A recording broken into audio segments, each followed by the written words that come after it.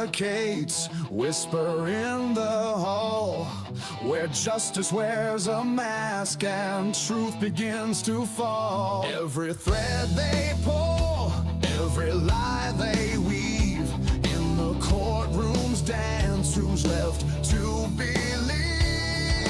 Oh, the devil's in the details, hiding in plain sight, innocent until the gavel steals the light. True crime echoes through the hollow night, fighting injustice with no end. The devil's in the details, hiding in plain sight, innocent until the gavel steals the light. True crime echoes through the hollow night, fighting injustice with no end in sight.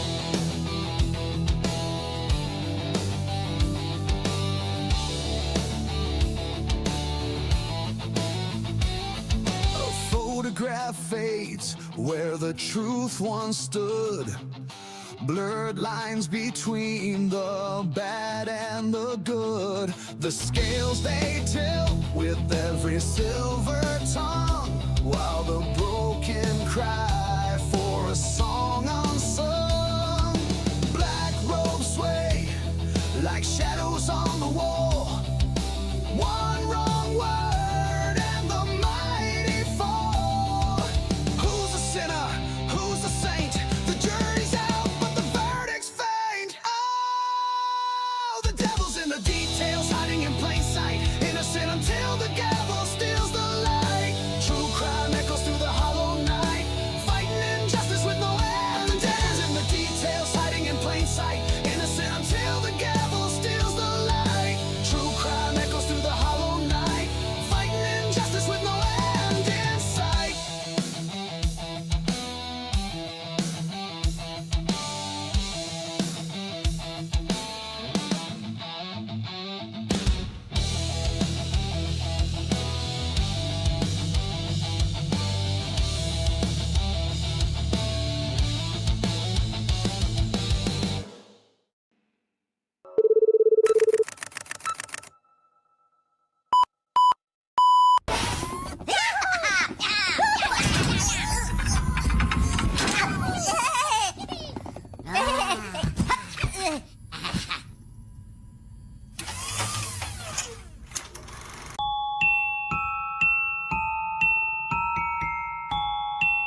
Ladies and gentlemen, do you want to know why I'm here today? It's not because I want to give you a pep talk or because I want to make you feel good about yourselves. No, I'm here to tell you the truth.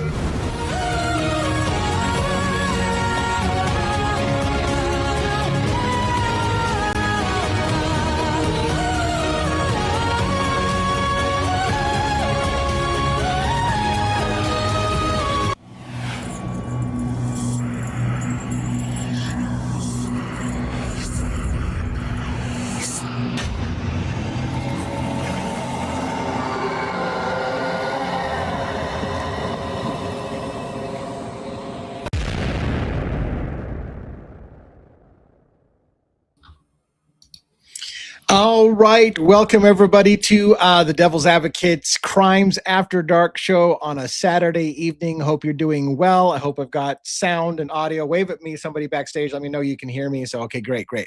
So, just got my panel assembling backstage. It looks like we got a full house. It's funny, like we're getting used to the routine where we don't even have to talk to each other during the day, and all of a sudden everybody shows up backstage. So that's very cool. And if you don't show up, by the way, panelists, that's okay.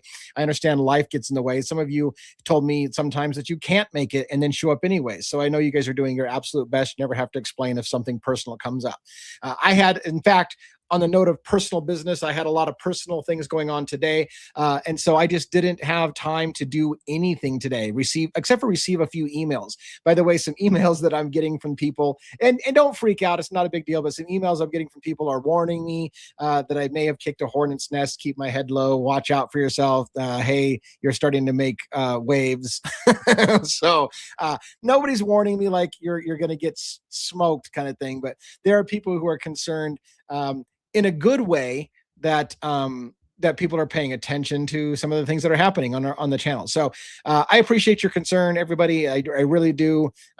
I've talked it over with the she-devil, and she knows the risks that are involved when you do things like this. And so it is what it is.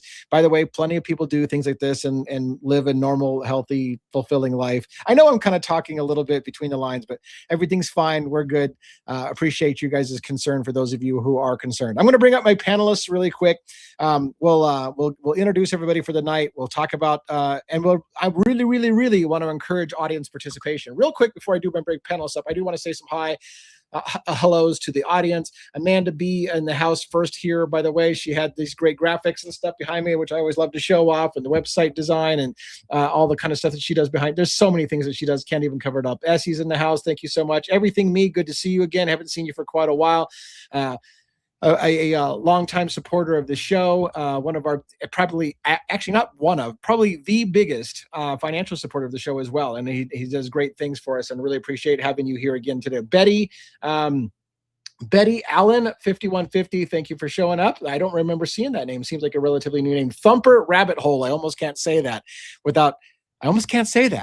Thumper Rabbit Hole. That just sounds dirty. Maybe that's the way you intended it. But that's the way I go, because I'm a 15-year-old boy at heart. So I hear that kind of stuff. I'm like, oh, that sounds bad. That sounds bad. But welcome to the show. I haven't even recognized the name. So new user, Jules Down Under. Thank you so much for joining. I think I recognized Jules Down Under's name from before.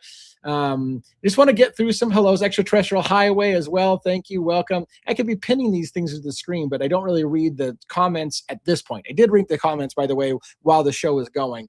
But sometimes when I'm in a quick mode, I'm not as good as other creators where I just pin stuff to the screen. You never know what you're going to get. So I'm just kind of shouting out some names for the moment.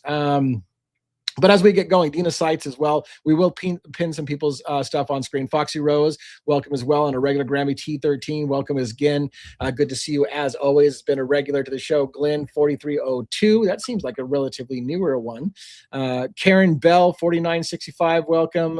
You said, well, hello, DA from UK. I love it when people tell us where they're coming from. So another UK, we got a very big international audience. Lady G 5919, good evening. Let's see, who else do we have?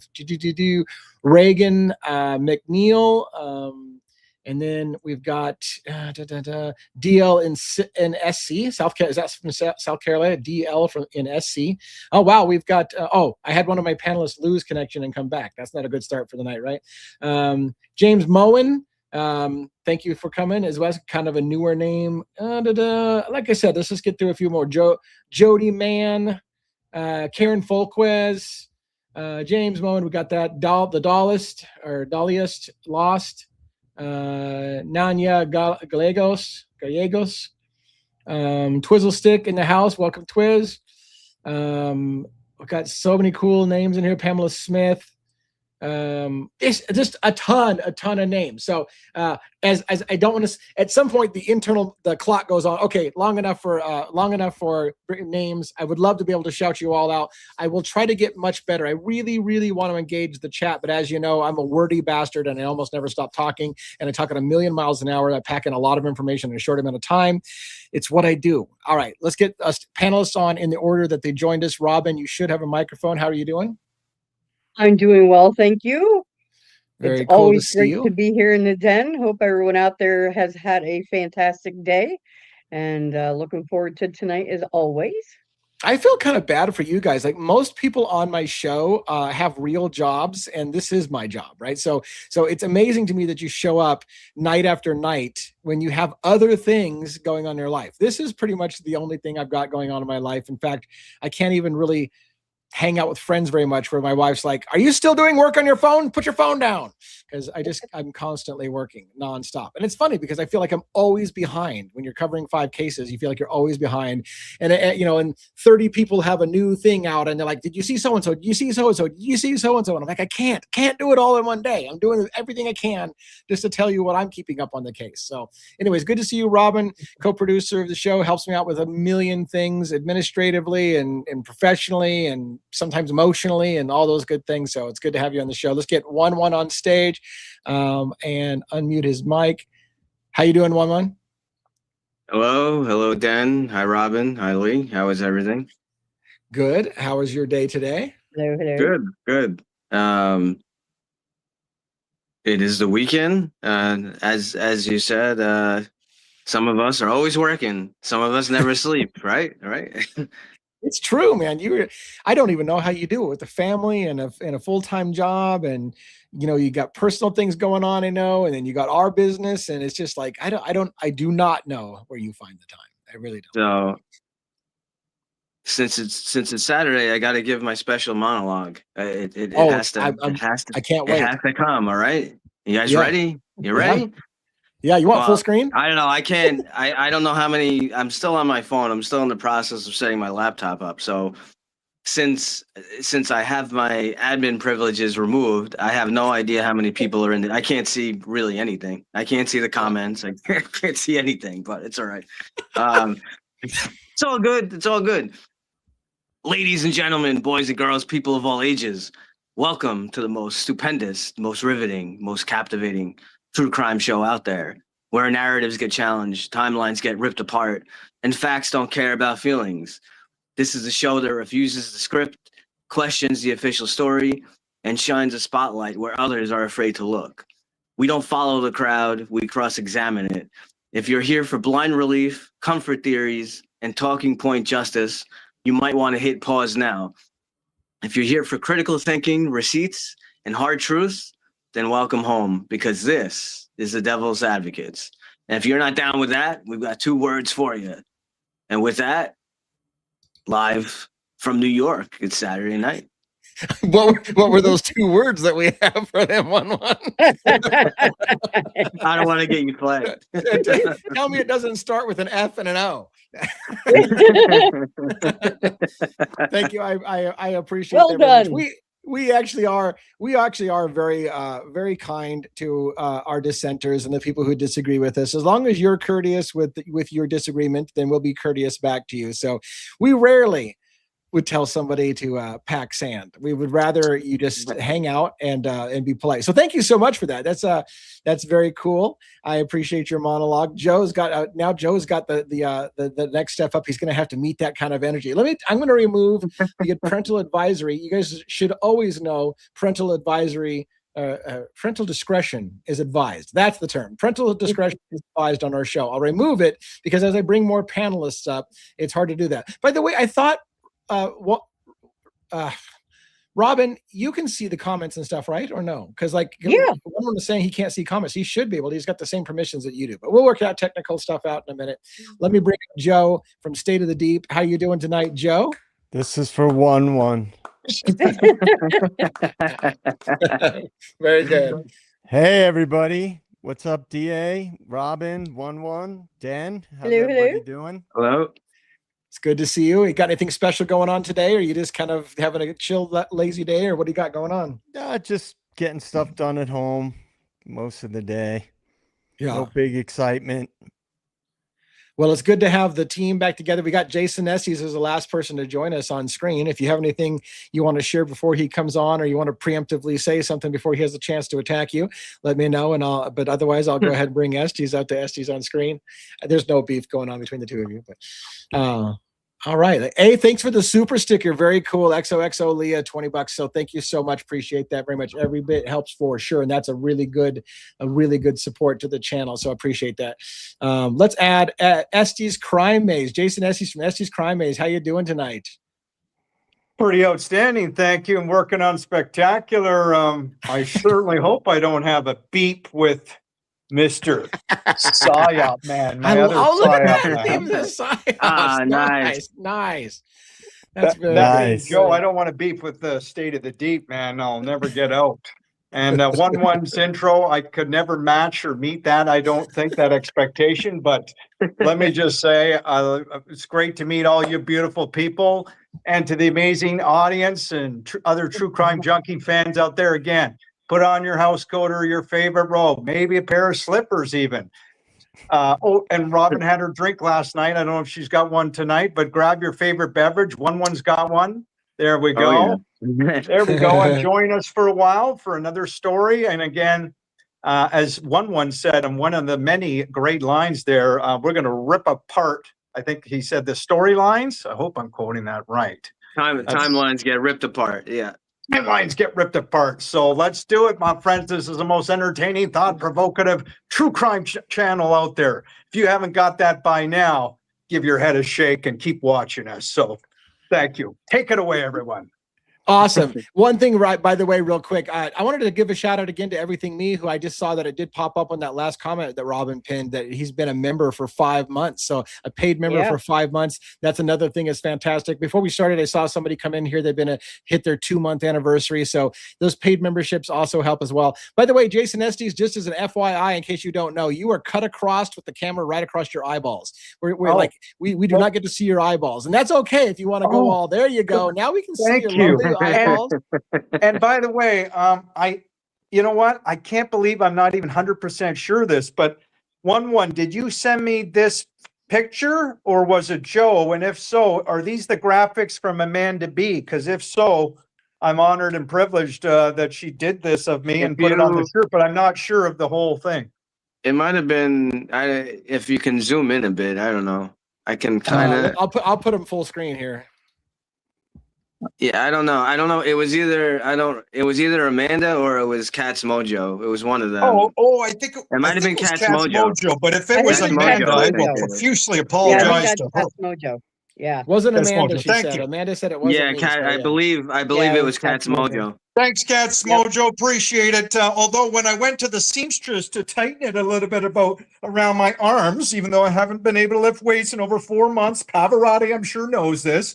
But the seamstress, she said she's looking at the shirt as she's putting, tightening around my arm. She said, it doesn't look like you. I said, I beg your pardon?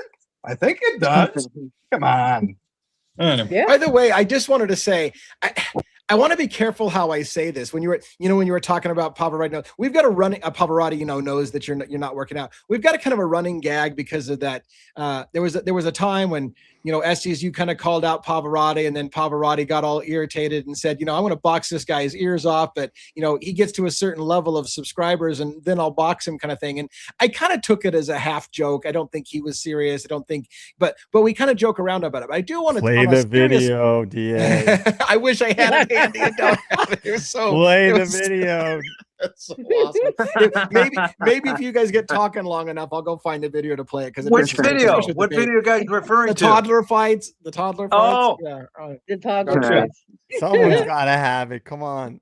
But you should play the video because I know you're about to sound very serious. So, okay, I'll take a deep breath. Everybody take a deep breath. Here we go. What were you going to say, It's Saturday night, man.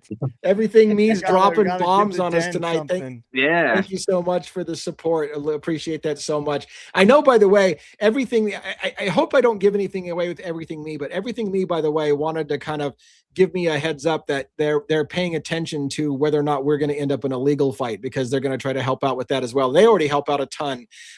James already helps out a ton. I know we've had him on the show before and give him a chance to take the microphone, but so he helps out a ton already, but he's kind of saying, hey, I'm waiting to see what happens with this legal stuff that you guys got started. But to go back to what I was saying, while we have this kind of tongue-in-cheek joke about Pavarotti and Estes and whatever, I want to try to do this in a way that doesn't point any fingers at anybody. One of the things that I'm seeing lately online is there's more and more creators going at each other, and it's starting to get a little bit unfriendly. Like I believe in trying to respect every other creator as well, and I try to do that all the time. If I disagree with some point that somebody makes, it's not personal. Like I just will say I disagree with what that creator is saying. This is what I think is happening, and it's nothing personal. But lately, it feels like the community is starting to get a little personal. Lines are starting to get divided. People are starting to go from just disagreeing to actually calling each other names. So I just want to say that, for my panelists, I guess what I want to say is let's not engage in that. We that's not what we're about. I think I know that people are I won't name names. I've seen a creator make a whole video about me talking about what a piece of shit I am and how idiot I am and try to make fun of me. I didn't respond back to that. I just don't want to go there. Let's not go there. I realize that we're a target, but let's not draw those lines. And keep in mind that, again, this stuff with Pavarotti and Jason Estes, it's kind of like a joke kind of thing. It's not a serious beef. We don't have in my opinion, we don't have a serious beef with anybody. And again, we respect all kinds of difference of opinions. So it's a shame because the energy should be uniting everyone together. Yeah. Yeah, to for get sure. to the And truth. That's Yeah. how. Well, that's what it should be. that video will solve everything, you know. That'll lighten the mood. If you post the video, the den will love it. It'll calm everybody down. It'll I'll start tell off you what, the Saturday night. Estes, Estes, you have to have that toddler fight thing bookmarked somewhere, don't you? Send it to me real quick, and I'll get it up on the show. But Sure. if you can find it real quick, and it doesn't have to. You don't have to get it right this second, but if you can get it for me and send it to me, I don't know how best to do it. You can paste it in the link maybe or something. Somehow you got to get it to me or Robin, and we'll get it up on stage. Oh 'Cause it no, is- I it is- don't even know how to copy and paste anymore because I don't have my mouse with me. That would be a Oh problem. my gosh, it was I so might, it's I so might be classic. able to pull it up if you can bear with me. Yeah, sure. Yeah, take your time. So in the meantime, by the way, I did want to say that we want to encourage people to come up and join us. Jules threw the oh, here we go. Here's Jules threw the gloves off on Birdie of all people. I'm not sure she lost a lot of followers yesterday. So yeah, like I said, I don't want to point names at who's doing what, but I do want to say that I do see it. I do see that people are getting more serious with each other, and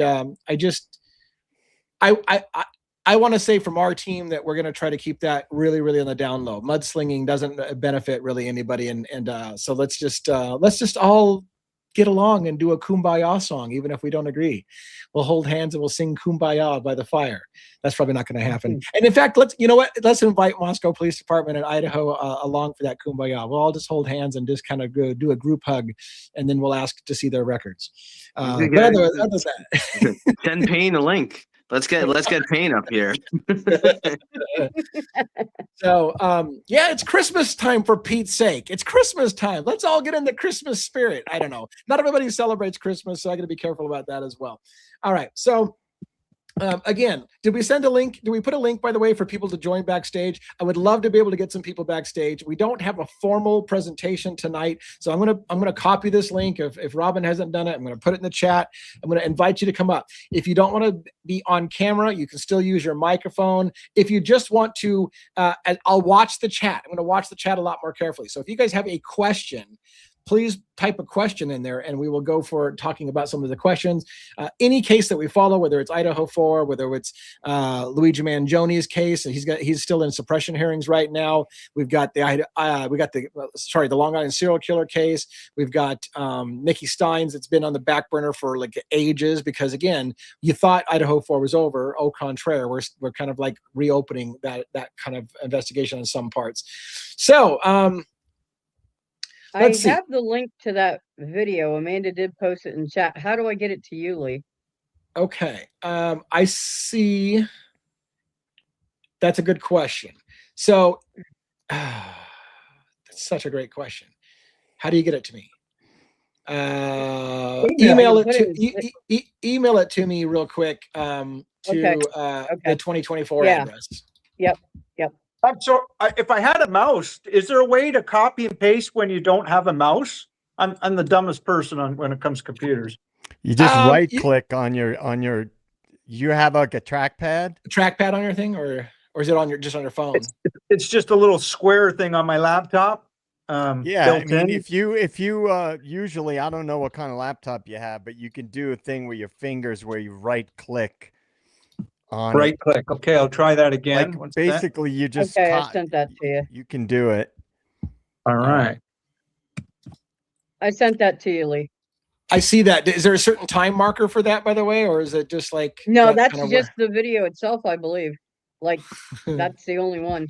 Hey, maybe we can get a little GoFundMe for Esty. I'll sell him my old laptop really cheap. It's an old. Right on. It's an older MacBook Pro, but it's a 15-inch. Oh, I did it. You got it? I'm listening to you, Joe, and at the same time, I'm sending this to DA, but Robin's already beat me to it, I think. So well, both of us did it. All right. So I think we're going to be able to pull this off where we're going to get this. I think, and I didn't preview this, but I think we're going to get to see a younger Jason Estes calling out our younger Pavarotti. But this beef has been going on for a very, very long time. So it started here, and I'm going to try to put that on screen here. The audience is probably thinking, what is going on with you guys? You're not organized. Is this going to be Right? worth it? Well, What they know, what what they might know is this is a typical night for Devil's Advocates. We're never really entirely organized. It's kind of we fly off the cuff here. All right, let's add this to stage. Let's put it on here. Let's remove this. Let's add this. All right. Let's hope that has sound. I think we're going to have sound. First of all, why did I expose Jay Embry? And then I'll explain why I gave an apology to him.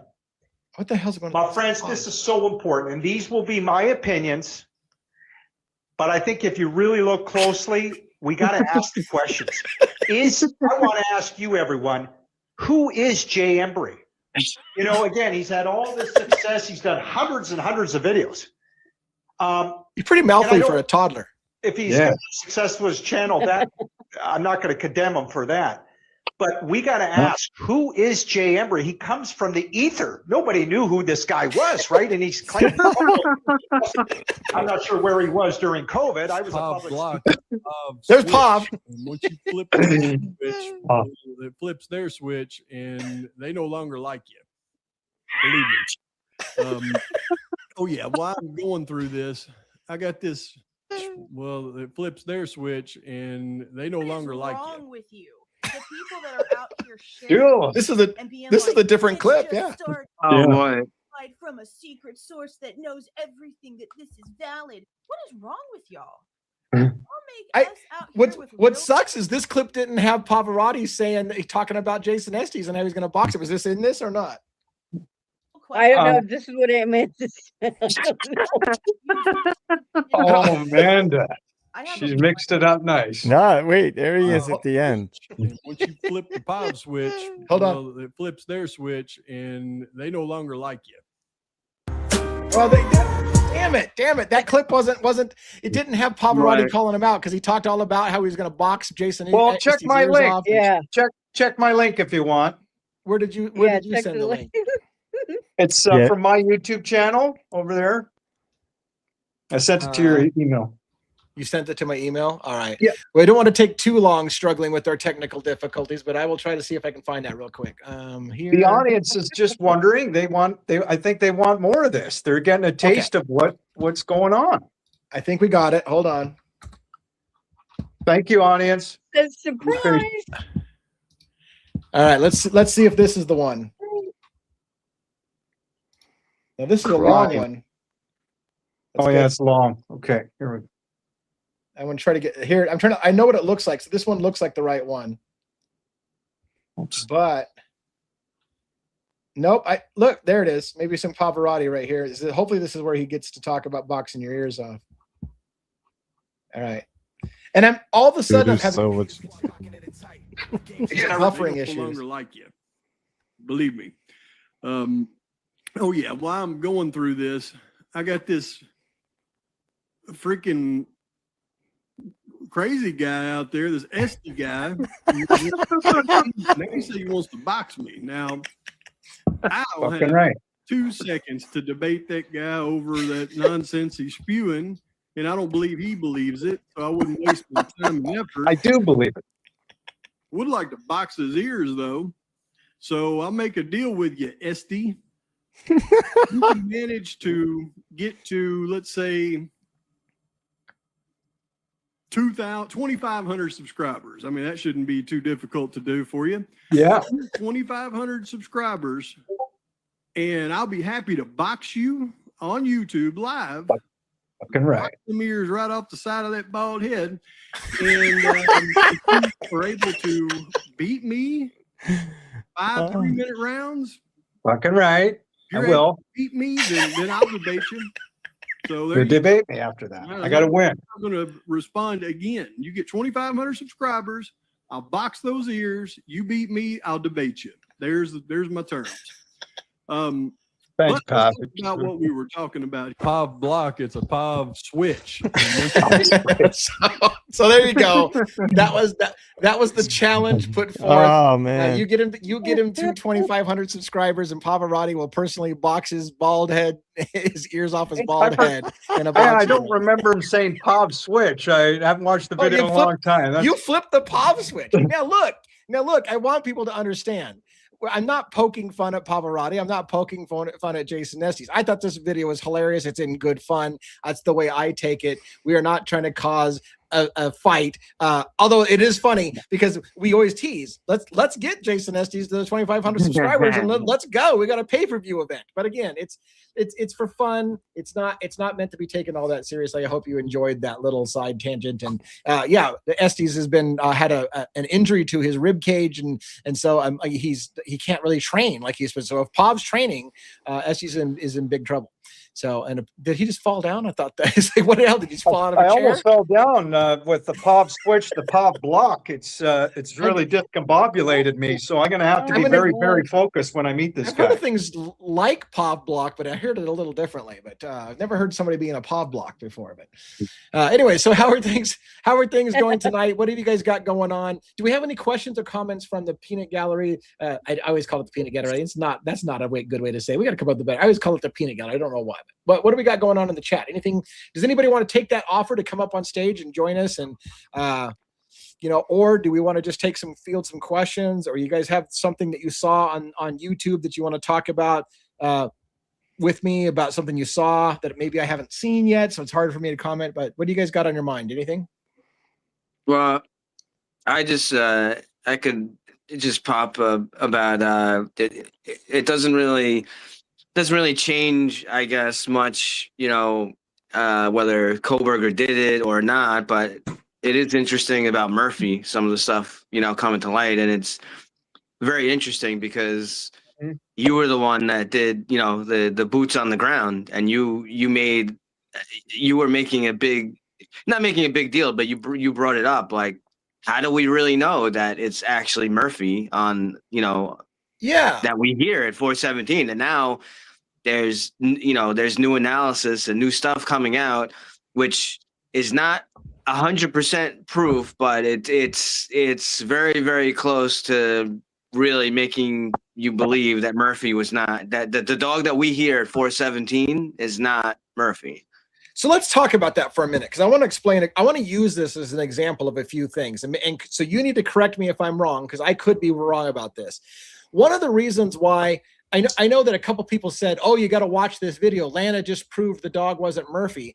And I know that my response, and maybe to my detriment, was kind of like, I don't know that this is a conversation piece, a big conversation piece, because no one officially said it was Murphy. It was YouTubers who jumped all over look, it's Murphy. You can hear Murphy barking in the background. Proof positive that this happened because Murphy's barking. And I've always said from day one, there's no proof that's Murphy at all. You hear a dog barking, and then the community runs off the rails and says you hear Murphy barking. And I've been trying to say forever, you don't know who that is.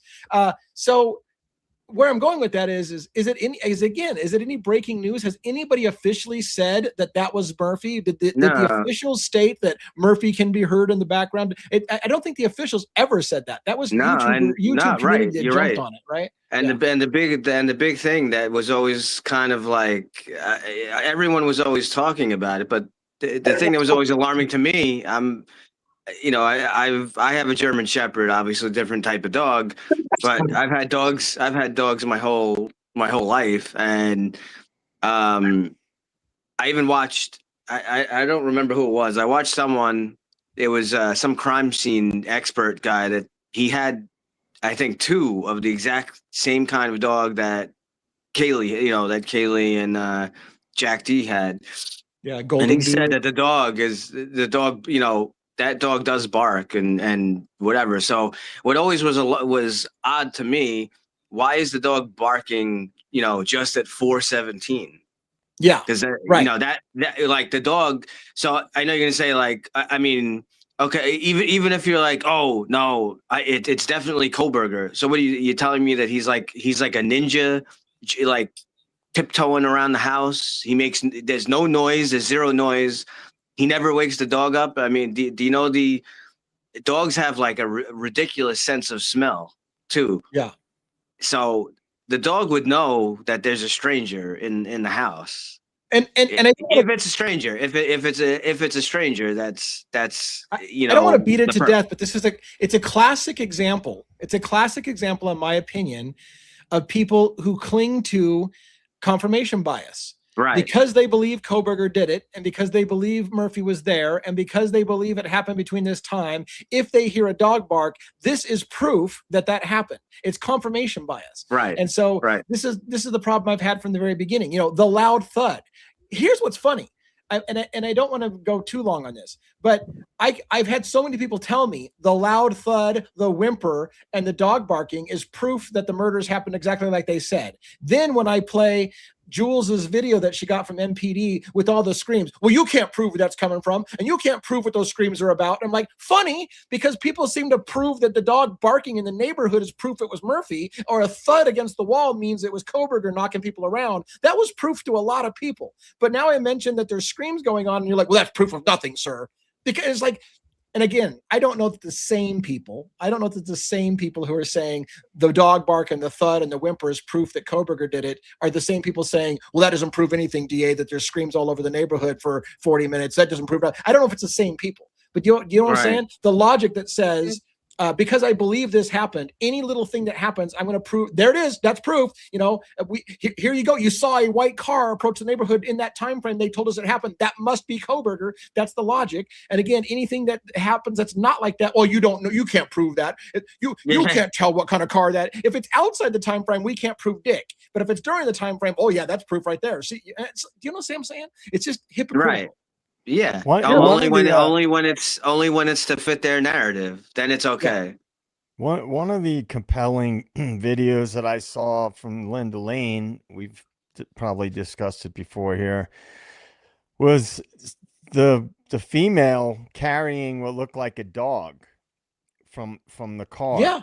Yeah. And I have no confirmation of this, but it looked like Dylan to me. It was a taller girl. I think they had like a hoodie on. It was like 6 a.m., right? It was around 6 a.m. something. Like they were picking up the dog, and bringing the dog back. And and they went and they started walking towards the King Road area there.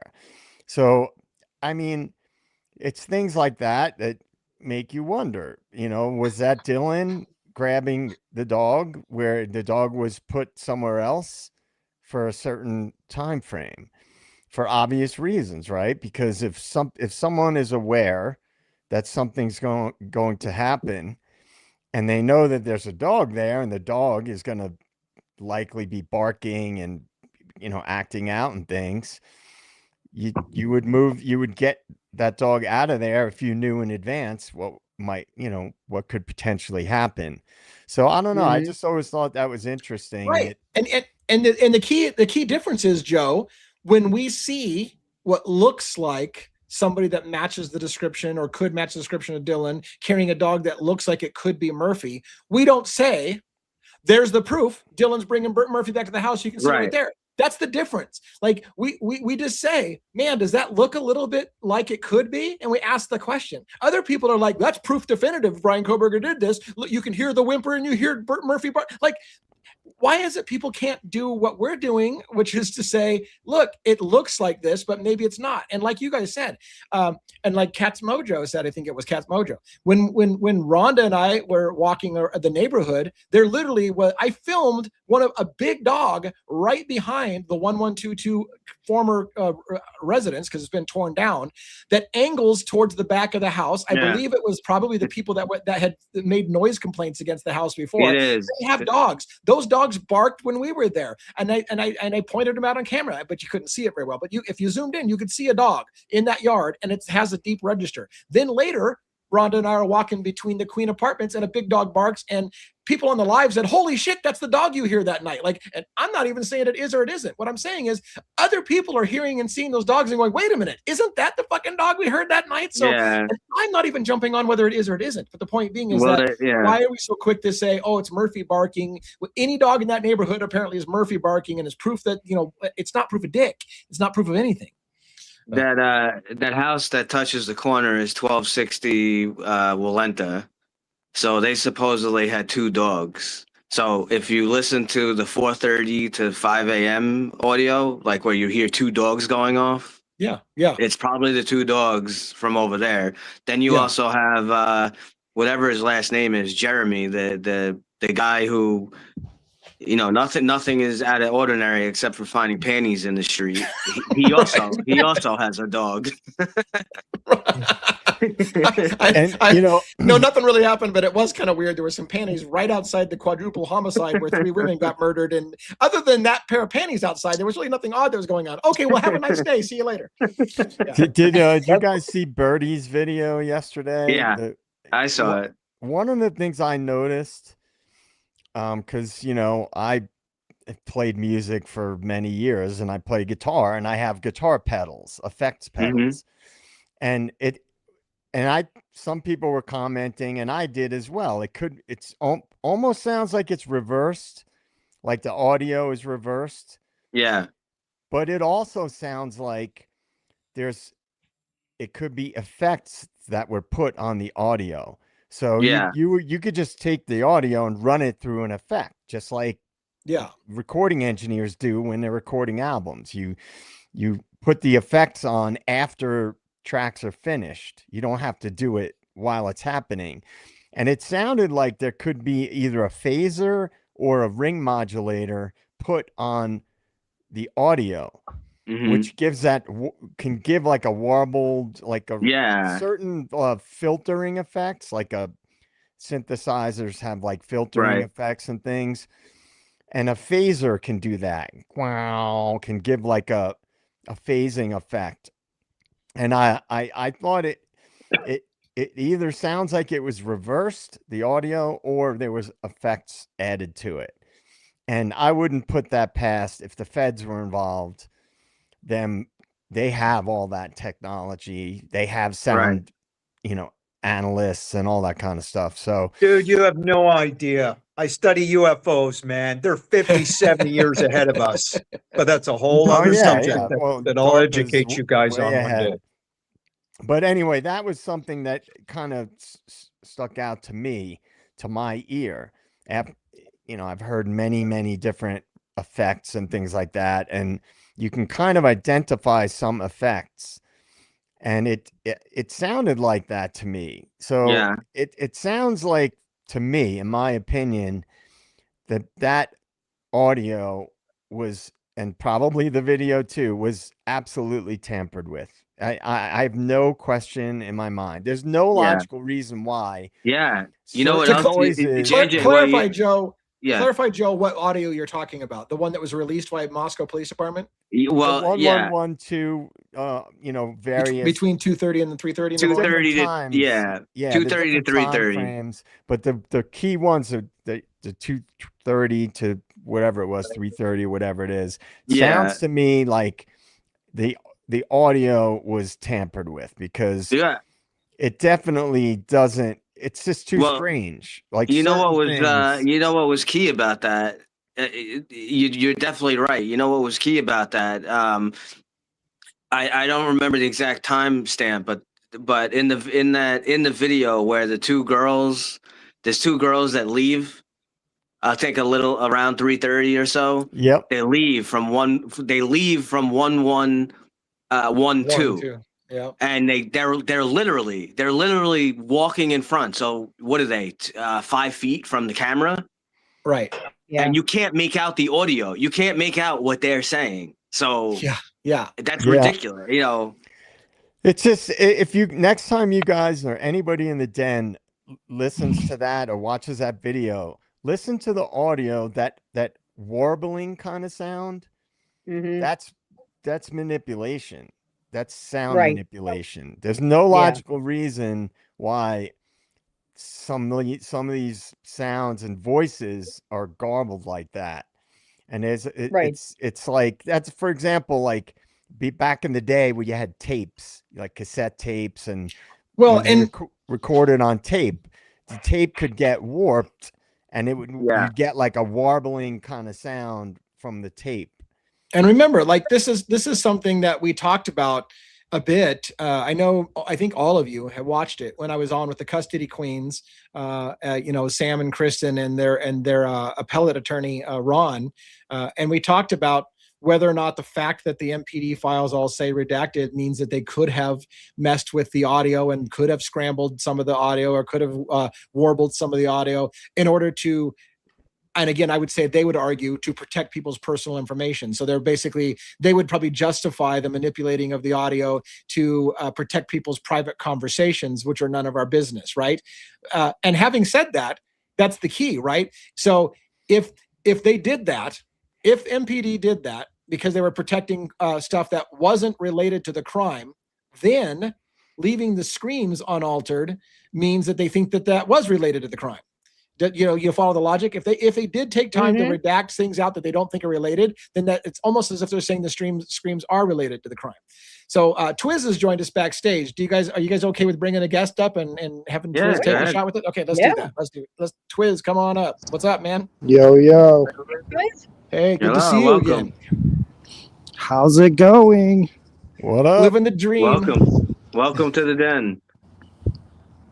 Thanks What's on your mind, sir? Well, I mainly want to ask Essie a question. Sure. Go for it.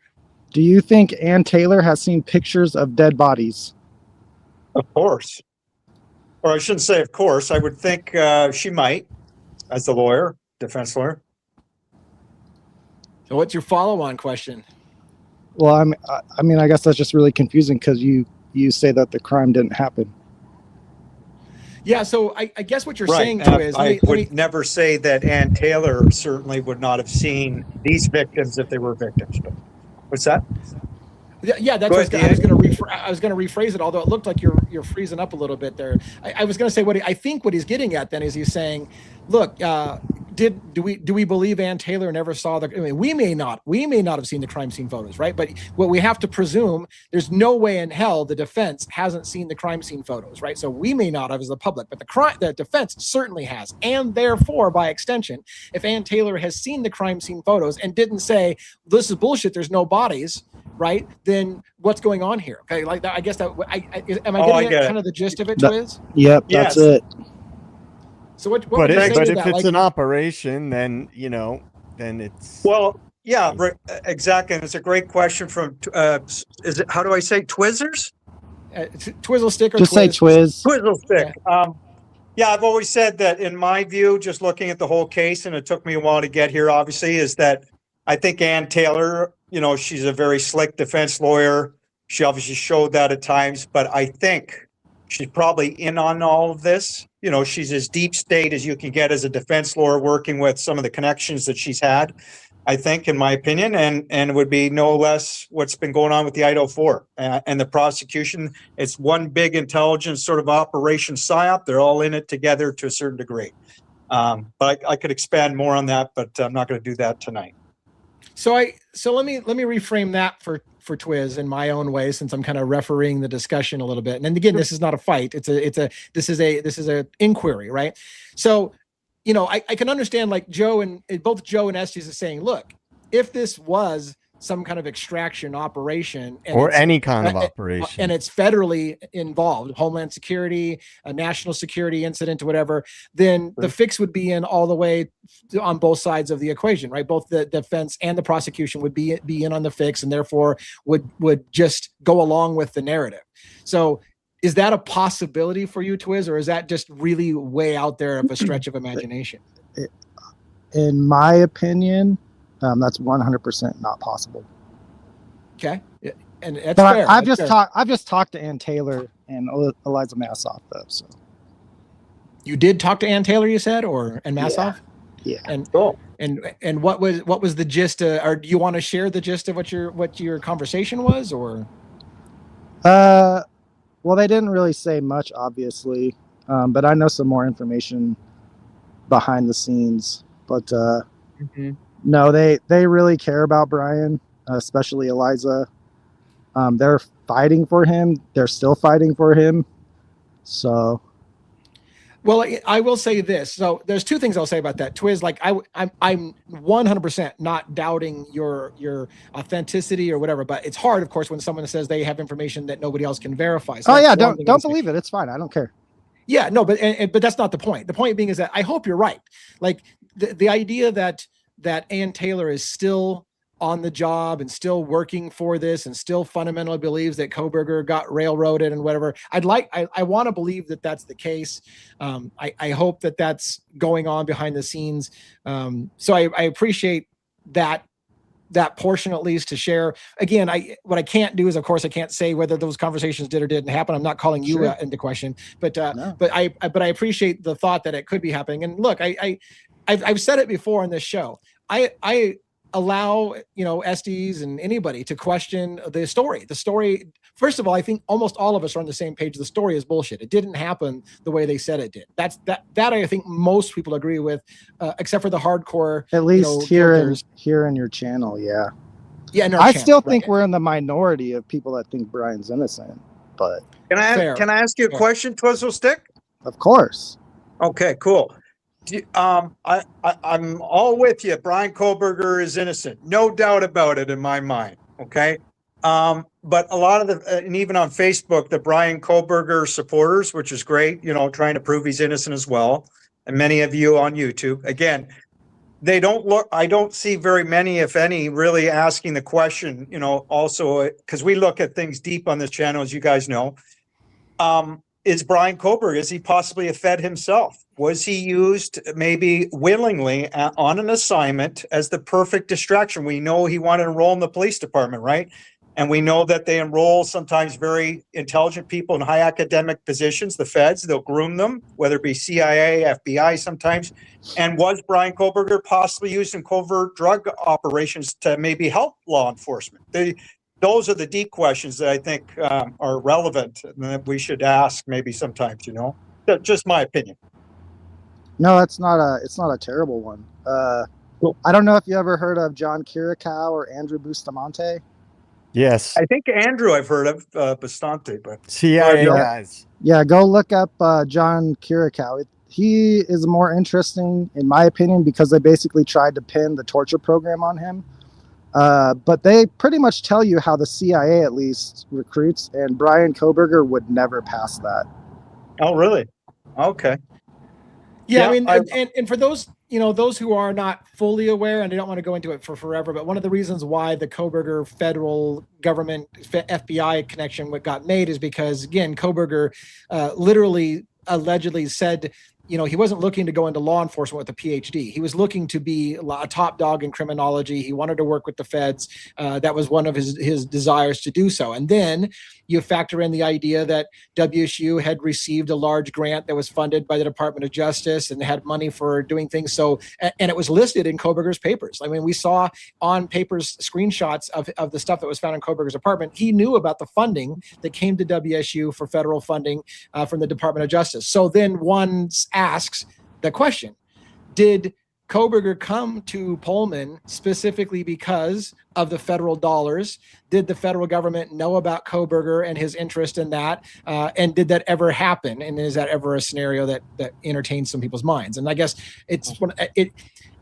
again, I don't go too far with it myself, but I always believe in follow the money. So when you start seeing that kind of stuff, you're like, it's interesting to, at least for a conversation thing. I don't think, in those early states, it wasn't CIA that was talking about recruiting Koberger. It was more of the FBI and whether or not the FBI was involved in something with Koberger or not. There's been rumors that, could Koberger have been working undercover to help? Again, I'm just going to try to finish this part and maybe Twiz can comment on this, because maybe I never heard your talk on this, Twiz, but there was receipts that there was a multi-jurisdictional drug task force in town, and it included multi like Idaho State Police, Moscow, FBI, and they were looking into drugs running through the area, right? And so is there any the Quad scenario, City Task Force?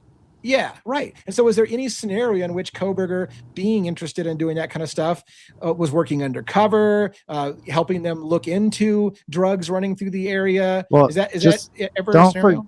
Don't forget that he's, now they have it diagnosed that he's autistic. Correct. Well, so that's what Ann Taylor wants you to think. We have no idea if that's really true or not. But you talked to Ann Taylor, so I'll leave it at that. Yeah. Well, I mean, no, but to be it's fair, in the files. Right. It's not like it was just said. Like they have doctors' notes. Right. Yeah, but Twiz, that would also be a supporting narrative, right? To just muddy the waters. Oh, he's on the spectrum, whatever. You don't know necessarily. If it was an operation. What's that? If it was an operation. Yeah, I mean, if it was some kind of an operation, which I believe it was. And now I'm not a sold on an extraction narrative. I just don't rule it out. But yeah, Kohberger, I've said this many times. If this was some kind of an operation, which I believe it was, that means by just basic logic that everything we've been told is either completely false or inaccurate to That's the right, actual Joe, what man. actually State of the happened. deep. And nobody let me- can let- like none of us can say it was or it wasn't, because Yeah. everything is compartmentalized the further up you go in any institution, whether it's law enforcement or whatever, banking, corporate America. So Well said. I'm just holding out for the idea, the possibility that a lot of what we've been told about Kohberger could be Bullshit. false. I'm not saying it's all Bullshit. false. That's I'm right. saying Yeah, let me it and let could me be. let me throw the counter that a little bit on Twiz's side for this, and I want to say this. I personally, again, I love that you guys have this opinion and you guys are sharing it.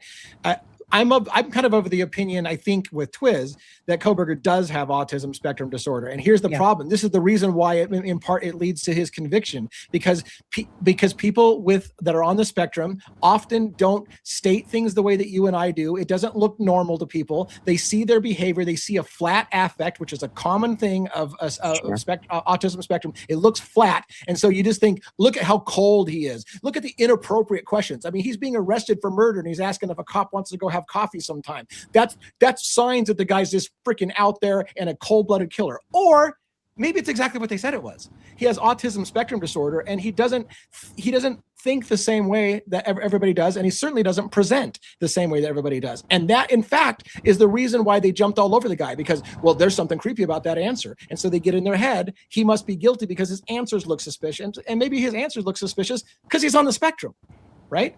So how about that as a counter? There's also a history there. There's history there. Well, I like agree his, with both of you his guys. mom has posts about him before he was arrested. You can go talk to the people that he went to school with growing up. So, I mean, it's not like he was a completely normal person, came here to Pullman, and then started acting weird, you know? I mean, I agree with Twiz and DA. I'm not, my argument isn't like he's not autistic. He's not on the spectrum. My argument is more broad, that if there was some kind of an operation going on, that it's very possible and probably likely that a lot of what we have been told is not accurate. Now, he could have autism spectrum disorder. I mean, Elon Musk is autistic, and he's one of the richest men in the world. It doesn't mean you can't be very effective if you're autistic. He's obviously a high-performing student in a PhD program at that point. So I'm not even talking so much about the autism. I'm just saying if there was an operation at play, and Taylor can talk about it, nobody is going to be able to talk about it if it's a national security related thing. And Twiz, have you ever heard of the book Dark Alliance? I've heard of that book. I don't think I've read it, but I certainly haven't read it, but I don't know. It's basically about when the CIA was involved in drugs and gun running. They were supporting the Contras in versus the Sandinistas in Nicaragua, and Congress, for things that Congress won't approve, the CIA would fund operations through black operations to raise money for other operations. So they were running drugs and guns to support the operation in Nicaragua. My point is that a lot of times the government gets involved with things that are unsavory for other reasons. And so one of my contentions has been for a long time that it's very possible that the feds were involved with drug activities in the area, or at the very least were aware of it. So, and we're allowing it to happen, not necessarily for nefarious reasons, but maybe because they wanted to work towards a bigger case. Well, I guess. Yeah. And I don't want to get terribly conspiratorial, and I'm not making an accusation, but I also think that it is historically proven that big drug operations, big drug places that have trafficking, often there are officers that get compromised, law enforcement officers that help with the protection of drug running, protection of drug smugglers, all these things like that. So again, you can even have a situation where, you know, maybe some of the feds are looking into the local law enforcement and whether or not they're connected to a drug ring, and if they're covering stuff up, and are the cops looking the other way to run drugs through the cities with that. So I think there's a lot of things that could be at play. And again, those kind of scenarios doesn't necessarily mean an extraction. It could also, though, indicate some kind of way more going on behind the scenes than we think is going on behind a simple incel that just killed 4 people in a house kind of thing. But is there any other? Damn sure. Any other follow-on questions you want to have, Twiz? Or what if I told you that I have some information, which I'm not going to prove, but that's what was going on? I mean, that's my gut. My gut tells me that. And again, you know me, I'm kind of a receipts kind of guy. I try at least to not talk about it too much if I don't have something. But my gut tells me, yeah, it's more like that. And so if you say you've got stuff like that, I would say I'd be inclined to think you might, because again, my gut tells me it's something like that. But yeah. Any other follow-on questions or comments? No, I actually have to jump down. All right. Thank you for coming on and sharing your thoughts with us. And nice to meet everybody. Yeah, thank you so much. And Esty, that wasn't a personal question. I was literally just curious. It wasn't me calling you out or anything. I was literally just curious what you were going to say. Hey, man, ask me a question again in the future. We love having you. I do have one. I'm going to have one. I'll ask you another question another time.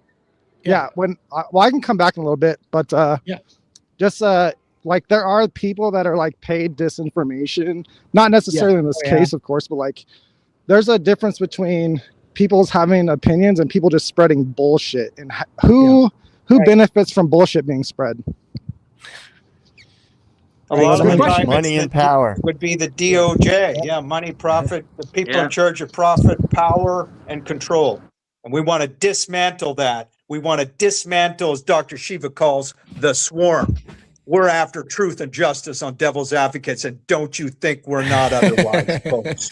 All right, Twiz. All right, I'm going to jump in chat. Alrighty. Again. All right. See you, Twiz.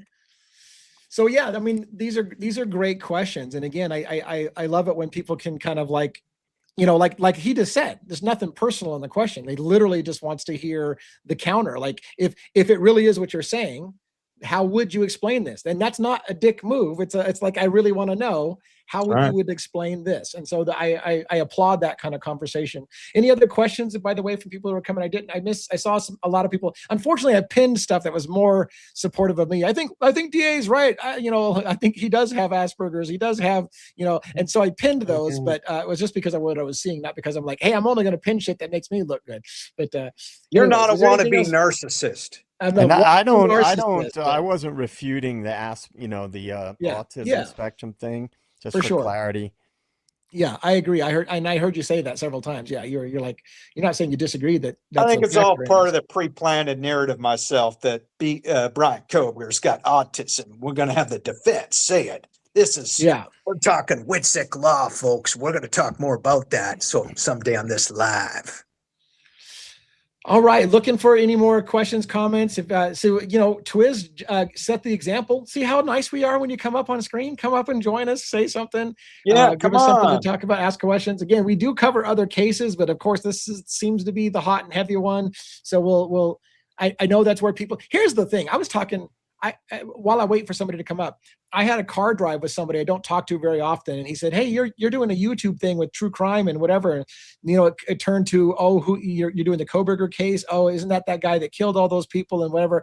And so I started to talk to him a little bit about some of the new stuff that came out, and he goes, "You know what? That case has never made sense, and the public wants to know, but we don't have time and energy to ask the questions, so we just trust that they're telling us the truth." And I'm like, and so he at the end of it, he said, "I actually applaud you for putting the pressure on, because we all want to know the answers, but we just don't have time. Most people don't have the time, the energy. They know fundamentally something's wrong, and they're hoping." What a lot of people are hoping for is a really good fucking documentary that comes out and goes, "Oh wow, that's what happened," and they don't want to do the research themselves. They don't want to, because it's work. It's a lot of work. Yeah. So that's why we commend you, DA, for your dedication, your stellar dedication. They can do it. They just got to give up sleep. You can do it. Put your back into it. It's a good song. It is, yeah. Is that from Richard Simmons? What song? No, is that? I don't think Richard Simmons ever said put your back into it or put your ass into it. I don't know, but yeah, it's a good thing. I didn't say that. Were you a comedian ever at Yuck Yucks? We have Yuck Yucks here in Canada. Do you have Yuck Yucks? No, comedian? I don't have I've never heard of a Yuck Yucks. Yeah. Oh, well, they have comedians, live comedians. I think you'd be fantastically if you ever give it some thought. I have stage fright, man. I couldn't do it. I have I'll get you over the stage fright, dude. I'm a public speaker. We'll get you over that, and then your wit and charm will just engulf people on stage like it is right now with our audience, our amazing audience. You're hilarious. You're hilarious. I always thought it would be fun, but man, could you imagine? You know what the other part that sucks? I can't. Here's the reason, by the way, why we're unscripted, because I don't like saying something like over and over again the same way. And so if you're a comedian, you're literally doing the same skit over and over again and expecting laughs, and it starts to feel phony because it's like, this is not a spontaneous thing I just said. I scripted this, and it just feels phony. It feels unauthentic. I never could be a comedian because I can't fake that kind of stuff. But I hope Joe Rogan heard what you said. He'd be pissed off, but that's Joe Rogan. Hey, I love Joe Rogan, but I don't. His stand-up is not the best. I'll tell you. No, I agree. But he thinks he's the best. Again, he's another either narcissist or he's a wannabe narcissist. All right, what else we got? We got any comments, questions? We talked about the dog. Well, Amanda just had me drop the link, so I assume someone might want to come up. Oh, okay. So maybe I don't know. That'd be cool. I'm kidding, Joe Rogan. I know you got a lot of money, dude. Excuse me. I'm kidding, dude. I'm kidding, man. It's just my opinion. Joe Rogan, that's another guy I would like to box with, although he does a lot of more UFC mixed martial arts. But he's got the right connection. He could put you and Pav in a UFC ring. So Katz Mojo says more people want to come in and talk, but we're sending the link out. People they gotta meet me halfway. I would love to have you come on, but we need to have somebody to click on the link and get staged backstage so we can bring you on. So if there are people looking to come up on stage, I'll post the link again. Invite. I'll be right back. I thought Robin just said she did it though. Yeah, I just posted it. All you got to do is click on that link if you're interested in coming up. We'd love to have you up and be able to ask some questions. And we do not bite. We are warm and engaging. Yeah. Sure. Hit the button. I'll only shut your mic off if you're an asshole, but that rarely happens. It rarely happens. So, and that's like the tip part. So let's see, the people say they want to come up, but then when we give them the opportunity, they don't come up. So I understand that people get stage fright or whatever, but, pin the link. How do we pin the link? So one of the mods on YouTube will have to pin the link. Do we have a mod on YouTube? Look, we got somebody up. We got somebody up. Yeah, Phoenix. Let's see which Phoenix, because there's a new member that's very active on our channel called Phoenix. I don't know if Phoenix talks, but we'll see. We'll find out in a minute. So I'm going to bring you on stage. Bam, Phoenix, how you doing? Hey, can you hear me? Yeah. Hi. Couple of things. First thing regarding the autism. You know how they were talking about how he worked in the restaurant and he couldn't cut things and stuff like that? Yeah. My daughter, who's autistic and she's in college, she's absolutely brilliant. She still to this day at 20 years old can't tie. She can't do like simple things like cutting food. So to think that he would kill that many people in that amount of time when they said he had fine motor skill issues too, to me is just completely, that right there alone is so huge. And then when it comes to this question is for you, one, when the crime happened and the cops went there, supposedly when they said that they did, wouldn't they normally separate everybody so that no one can talk to each other and make up some kind of a story or something like that? So, stop for a second. For a second. You got two questions, one of which I want to answer and one of which one wants to answer. So I'm gonna let you go one first on the crime scene, separation of witnesses, getting statements, and then I want to follow up on the fish fillet comment, the flaying fish thing. So awesome. So I did. I've watched pretty much, I think, just about all the body camera videos of the officers responding, the first officers responding. They're from soup to nuts. They were off base on almost everything that they did, except the one officer. He puts the crime scene tape around the house relatively pretty about the quick. only normal thing. Yeah. That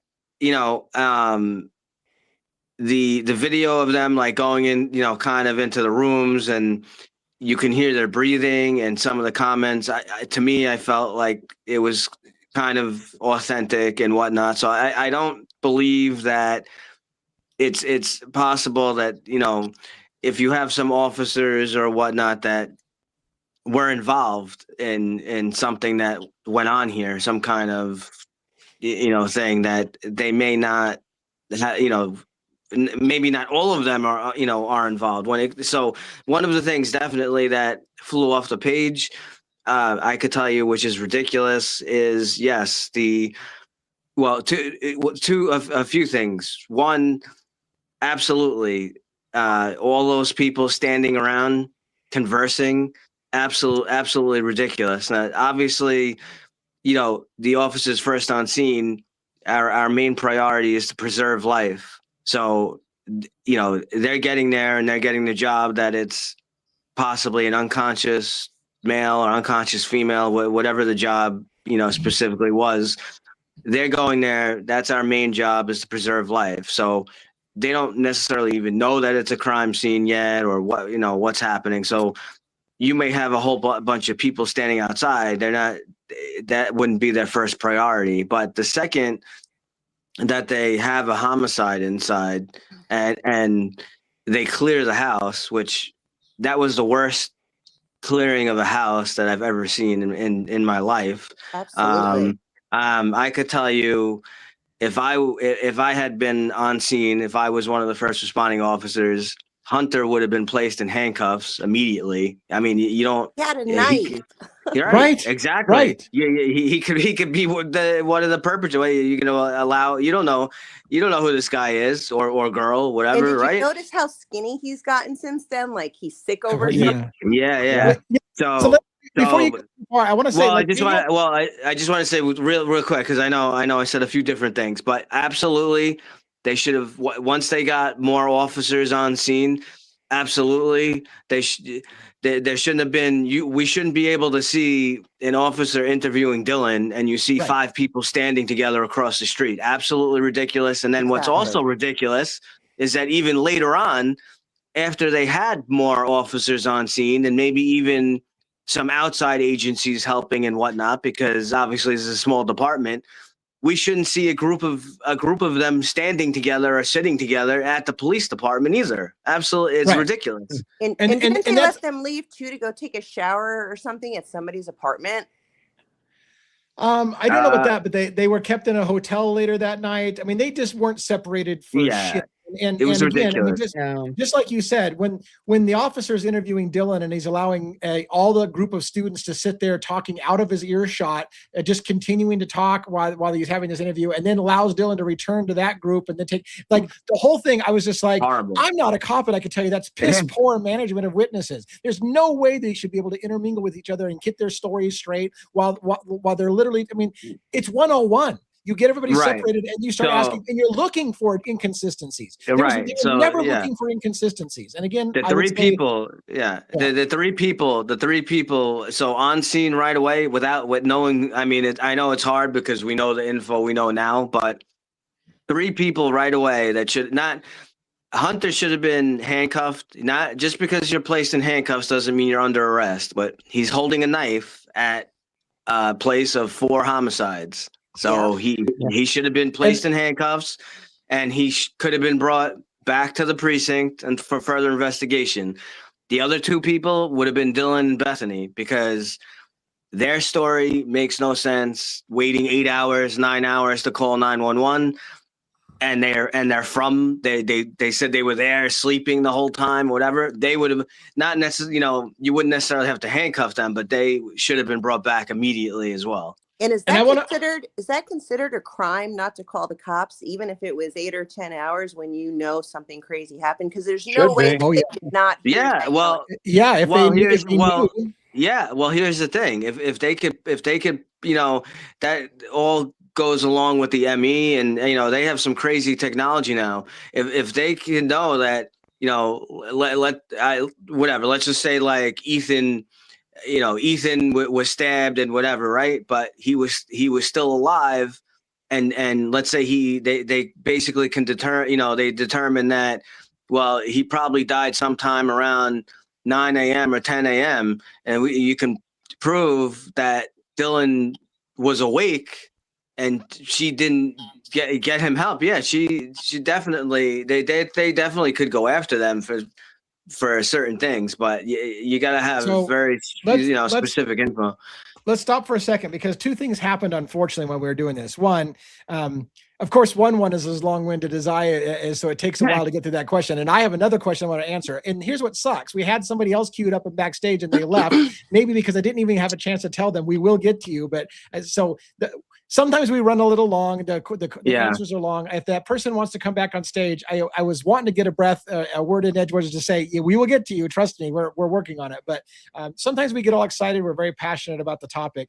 I wanted to it was funny because one went quite a ways on the segregation of witnesses part one. I want to go back to the flaying of fish thing for a minute. And again, the two of us talking takes a half hour while somebody sits backstage. So again, if somebody wants to come back up, please come back up.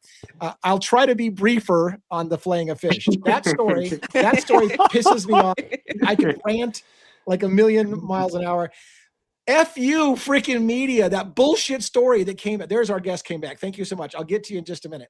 That bullshit narrative story. Brian Koberger, did you know that he worked at a place flaying fish? That proves he could have killed 4 people because he knew how to work a knife. You fucking morons. Like, here's the thing. That boss was literally interviewed. Brian Koberger didn't even work there long enough to learn how to cut fish. He didn't get trained how to cut fish. But the media ran with the fucking narrative that the guy knows how to kill 4 people in 8 minutes because he filleted a fish, for fuck's sake. Even if he could cut a fish, who says he can kill people?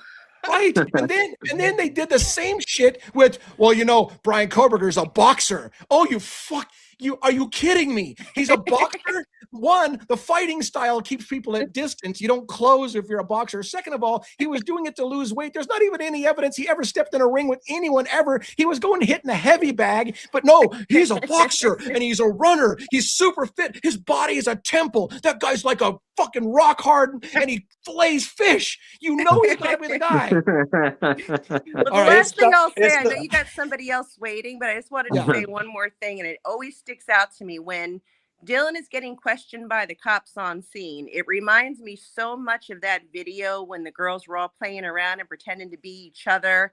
Yeah. You saw like how animated Dylan was when she was acting. I felt like that same fake acting vibe when they were talking to her. I don't know if it was just me because that was in my head, but it's not just you. Yeah. That was the last thing I wanted to say to you guys. And you guys are doing an awesome job, Lee. Keep going forward, and we all support you. And the rest of you guys, thank you so much for staying on this case. Thanks, Phoenix. Thanks for joining us tonight. Thank you. Thank you. Thank Bye. you. All Phoenix. Bye. All right, let's have another guest come up. Maybe we'll get lucky and Estes and Robin will get a chance to talk, or Joe, for fuck's sake. Like we're walking all over our other guests. They never get to talk, but let's bring fucking are, man. You're lucky. I know I'm such an asshole. I'll try, but I can't get on the flaying fish. You mentioned fillet a fish and I'm going to lose my shit. If you say one more time, he can kill 4 people because he knows how to fillet a fish, I'm going to lose my shit. You should know it's all about the highly charged emotional narrative. I keep saying that's so high emotion, man. Guys, he did Foxy. Can't wait to make a clip on that. You know? All right, is it Laugh Cardio? How are you doing? You there? Oh, that's me. I'm getting an echo off of our guest. Is our guest live? Hello. You're replaying my voice. I think our guest has their microphone on. They walked away to take a leak, and we're reverberating through their microphone. Oh, is what I think's happening. Hi, I don't know if you can hear me. I hear you now. There you go. Oh, okay. What's going on? I don't know what I'm doing. Fair. Turn your volume down. Turn your volume down in the background a little bit so it's a little bit we don't hear the echo. And then I don't really know what I'm doing. Okay. because I'm hearing you guys and I'm hearing me, so I don't know what I'm doing. Turn the volume down on your computer if you can, so it's well, I guess then you can't hear me talking to you, can you? It's best when Are you you have watching headphones on your TV? I'm watching on the TV, but I'm talking on the phone. Right. Yeah. So if you mute your television, you Yeah. should still be able to hear us through your phone. Yay. Yeah. Okay. That's Okay. a lot better. What's There on you your go. mind? So, well, I think you just answered some of my question, but it's not really a question. It's just an observation that I just get so tired of everyone talking about all the, the rumors they're hearing and not sticking to the facts. There are so many facts that we're just overlooking, and all this talk about, whether or not he has autism, we don't know. I mean, we just know what we're told.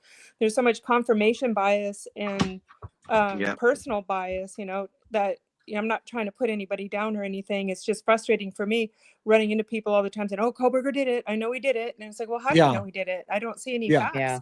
No facts. Right. And it's like, and what facts we do have, we're getting from the television or the social media. So we really don't have any facts. I mean, and then the ones we can all speculate, but we don't have the facts. We just know that, evidently he pled guilty and evidently they're saying it was him, and everybody's just jumping on the bandwagon to say, put him through the wood chipper and all this other stuff on social media. And we don't know who this person is.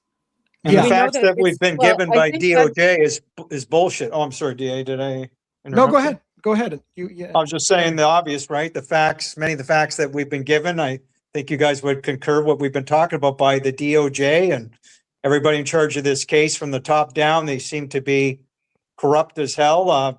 And they must have their reasons for, in my view, a big cover up, as we've talked about as well. All right. Yeah. The only thing we would know for sure is that it's just none of it makes sense. No, exactly. No matter how you look at it. And little parts a lot of make it sense. doesn't.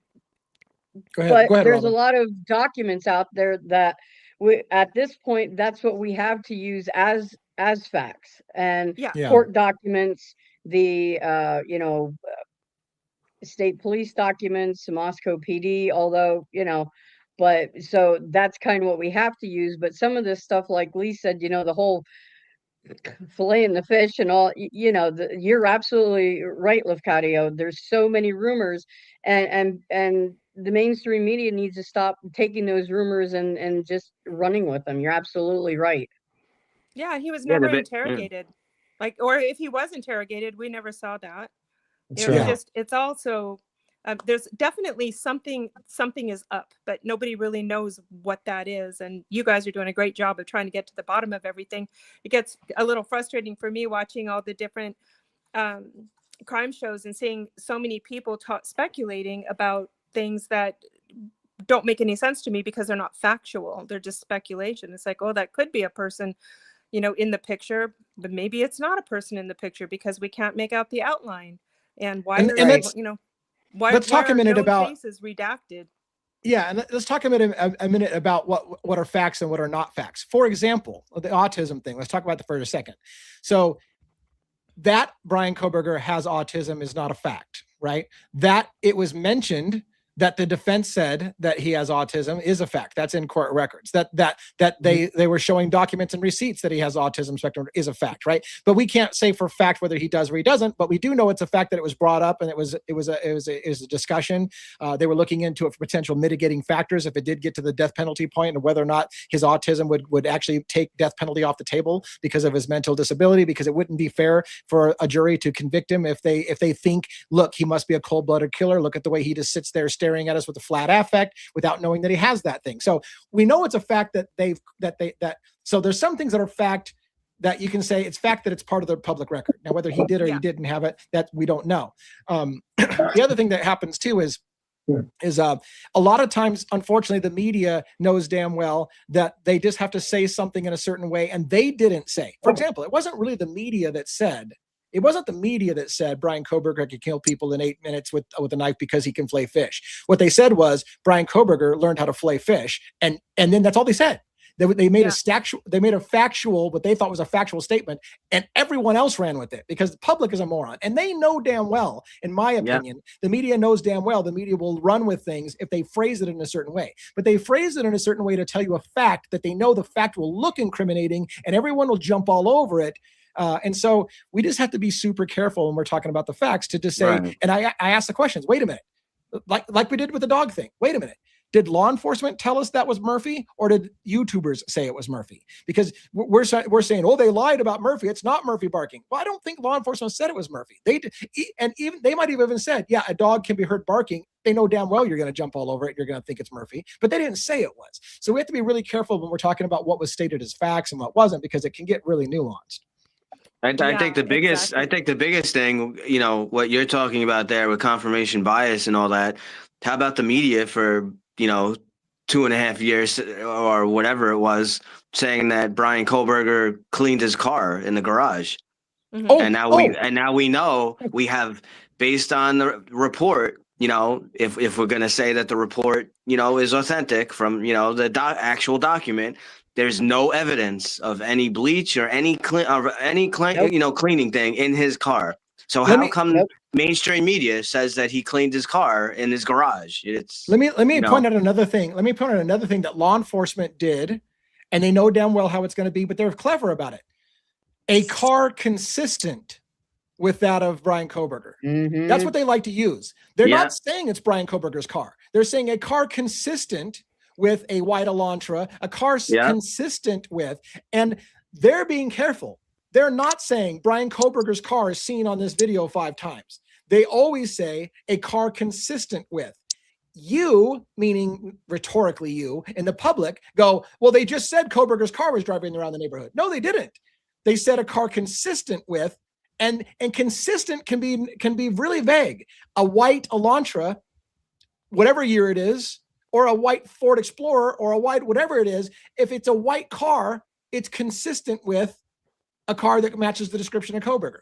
And so they know damn well that they oftentimes play games and people don't pick up on the nuances. Saying that a car consistent with the white Elantra does not mean they saw Brian Kohlberger's car, and they're not even saying that they saw it. They said they saw a car consistent with a car that looks like Brian Kohlberger's car. So we have to be super careful about what they actually did say and how much people ran away with it in the mainstream media and started to convict Brian Kohlberger in the court of public opinion because they hinted at you that a car consistent with the car that Kohlberger drives was seen at the scene.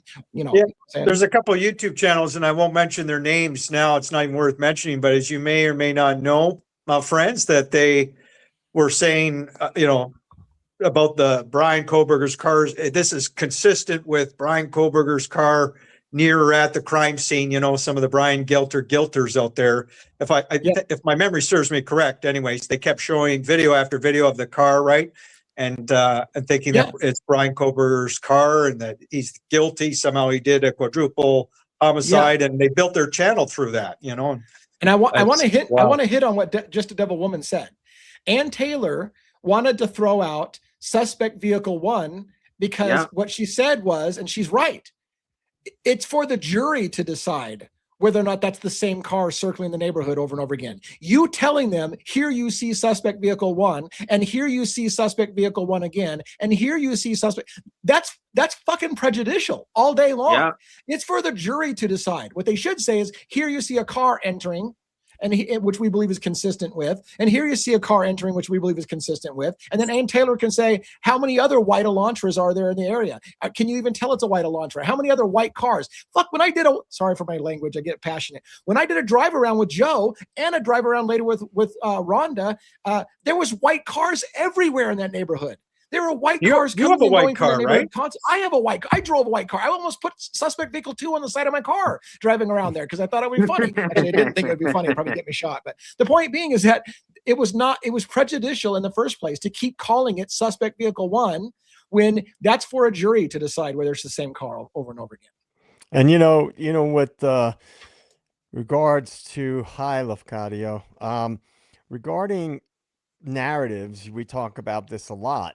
And the media, there's a misconception that people have that the media is obligated to tell you the truth. Like your average person think about it very much, but the media is not obligated to tell you the truth. So if they have a narrative, whether it's handed to them by the intelligence agencies or a corporation or the people that fund the show or their advertisers, they just push that narrative. So for all we know, there could have been powerful forces that were telling them this is the narrative we're going with.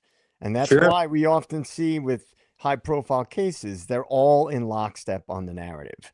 And I believe that is because they are paid to do that. They're directed to do that. And it's happening a lot in the Charlie Kirk case, lockstep narrative with Tyler Robinson. And so, what DA and I have talked about, the Smith-Mundt Modernization Act, the government is legally allowed to propagandize American citizens. And that, by default, that means all of their proxies are legally allowed to do that as well. And the media, we know from the history of the CIA and the media, they're legally allowed to basically lie. I say lie because propaganda is a lie as far as I'm concerned. So I just don't think enough people realize that, or maybe they don't want to realize that because it would be a hard thing to swallow. Can I add one sentence, even though I'm not in your amazing United States?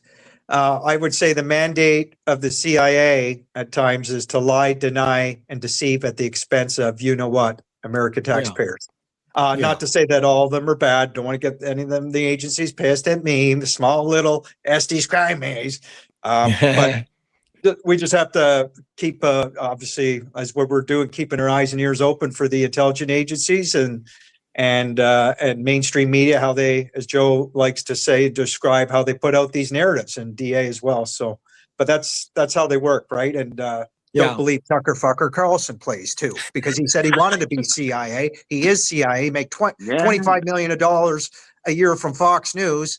I don't even think he covers the Idaho 4K. Shame on him, in my opinion. Well, his father, right? His father was like pivotal in the propaganda, the whole thing there. Yeah. The not so obvious establishment. So, Lafcadio, do you have any other questions you want to ask or follow-ups? Yeah, just one other comment that I had was one of the reasons why I think that it's a large operation that we'll never quite figure out is the ground is always moving, the bar is always shifting, the information that we're being fed is always changing. Kaylee, it started out, there were gunshots, and then there was this guy who went in 8 minutes, knifed a bunch of people and had a crush on one of them. And then before you know it, a couple years later, there were experimental wounds, and one of them got it worse than the other. And then there was gagging and all this, the information just changed. It's like, well, why didn't they have all this information within the first 2 weeks? Every other case I've ever looked at has information within the first 2 weeks, but they just keep discovering more and more people, and they just have everybody just kind of off balance. So everybody's searching for nothing. Everybody's just looking for, sticks thrown out in the road, and they're like, oh yeah, there's just another stick out in the road. Nothing to find. Yeah, I mean, you bring up another point that I just caught right now. It has now been released, as the documents are getting released, right?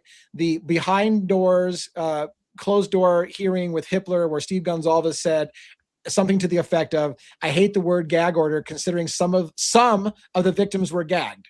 And I'm thinking to myself, hold on, Estes, because I know you didn't think it happened. The point being is that if that's true, that it is known some of the victims were gagged, then the narrative they told America that they were all sleeping, which, as you said, this story has continually changed for years. They were all sleeping. That's why they got killed so quick, because they were all sleeping. Okay, maybe some of them had defensive wounds. Okay, maybe 3 out of 4 of them had defensive wounds. Okay, maybe there was screaming and people heard screaming. Okay, maybe Kaylee had marks on her face showing that she had been gagged. Okay, maybe more than one person got gagged. Well, fuck! At some point, your story no longer makes sense. It no longer makes sense. How is this not exculpatory information? All of that is exculpatory information. Open a damn investigation into what happened on this case. That's what we're asking for. Open a damn investigation. Somebody was lied to. Actually, everyone was lied to in America. And now as the documents coming out, we can see the proof of the lies. That's all exculpatory. Every bit of that's exculpatory information. Why is that coming out now? And why are we just, hey, Why are you pissed off about it? He pled guilty. It's done. He admitted he did it. He admitted he did it because none of that shit was allowed to be shown to anybody. So you convicted him in the court of public opinion. That's my argument. What if that's what happened? What if he pled guilty because there was no chance in hell he was going to get a fair trial because no jury was going to be allowed to see any of the shit that shows people were gagged, they fought back, they were screaming. It does not fit the story that they were all asleep and killed in 8 minutes. So, right. Not with Hitler. Not with Hitler there. and it feels wrong on a million levels, whether or not anybody will do anything about it. That's the thing. And these things take forever. It's a slow process. I hope that America and international, we have an international community. I hope that people have the wherewithal to stay with it and ask questions until we get answers, because it's going to take a while. It's going to take pressure. And I hope you have the gumption to just keep pressing and give a shit because again, this is same thing I told you. I had that drive with somebody today. And one of the things he said to me was the same thing I'm on fire about. Well, if you're right, that means the real killers are walking free today. And I'm like, damn right. That's my point. If there was more than one, even if Koberger was one of them, if he did it with somebody, then somebody's walking free. That's a murderer. And maybe even being celebrated as being a hero because, oh, wow, you went through all that. Who knows who was helping out with that crime? They may be on TV literally as, and again, on a side tangent, Framed, that book from John Grisham that just came out. It has happened in multiple cases where the actual perpetrators worked with law enforcement to pin it on somebody who didn't do it.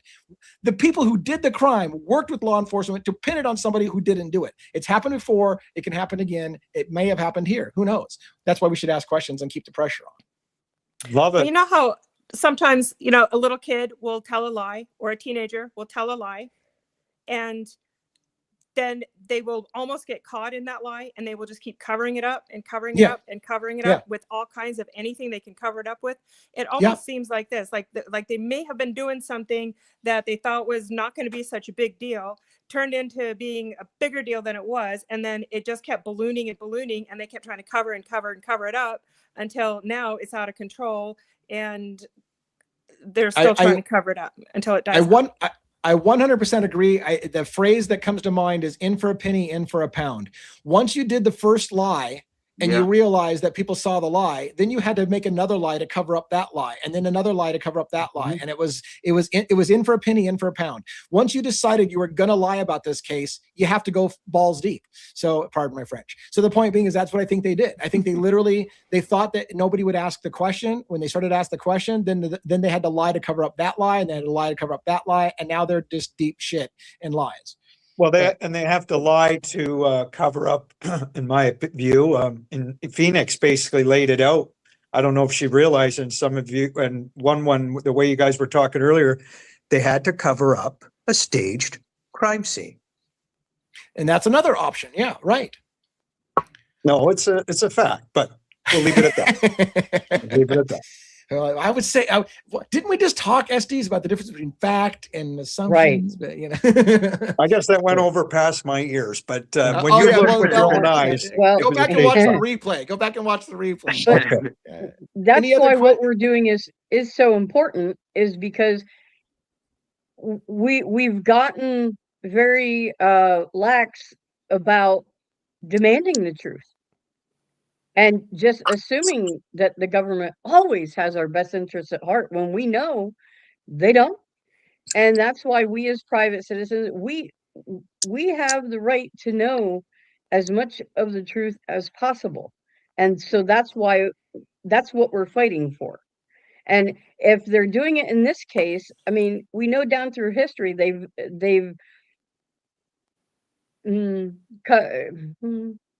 well, you get my point. I won't go real deep into it, but so yeah, that's what we're fighting for. So we want the truth.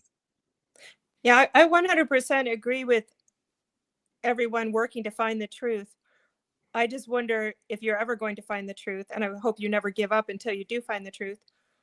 But I think they're going to keep trying to cover it up. And I'm kind of on the same page with SD, even though maybe it's not fact, but I'm just like, this makes no sense at all. So probably the simplest answer is the best answer. Yeah. And I appreciate that. And, as far as the not giving up thing, I certainly don't intend to give up I'm going to keep at this. There will come a time, or there could potentially come a time when people reach fatigue in this case, right? Like there's a lot of people who are like, I'm just done talking about it. Nothing's going to get done. It's a done deal. He pled guilty. It's over. Move on to the next thing. And so there will be a lot of drop off, right? As time goes by, there's gonna be a lot of drop off where people are just tired of hearing about this case and they're not going to think anything's going to happen. And then 5 years from now, a documentary comes out and says, hey, overturning a wrongful conviction in the Idaho case, and everybody will be interested again. So in the meantime, people are fighting behind the scenes, and hopefully that'll be us fighting behind the scenes to get that thing overturned as a wrongful conviction. But it may be something you have to stop talking about for a while because people reach fatigue and they just want to get the cliff notes and know that it got overturned. So, and I think when more video gets released, we'll get to see the girls, Maddie and Kaylee, arriving at home, or we won't, because we should have. There's got to be video out there of them being dropped off the house. Now we haven't seen 100%. Right. And that's the missing footage. That's Jules has asked for that footage.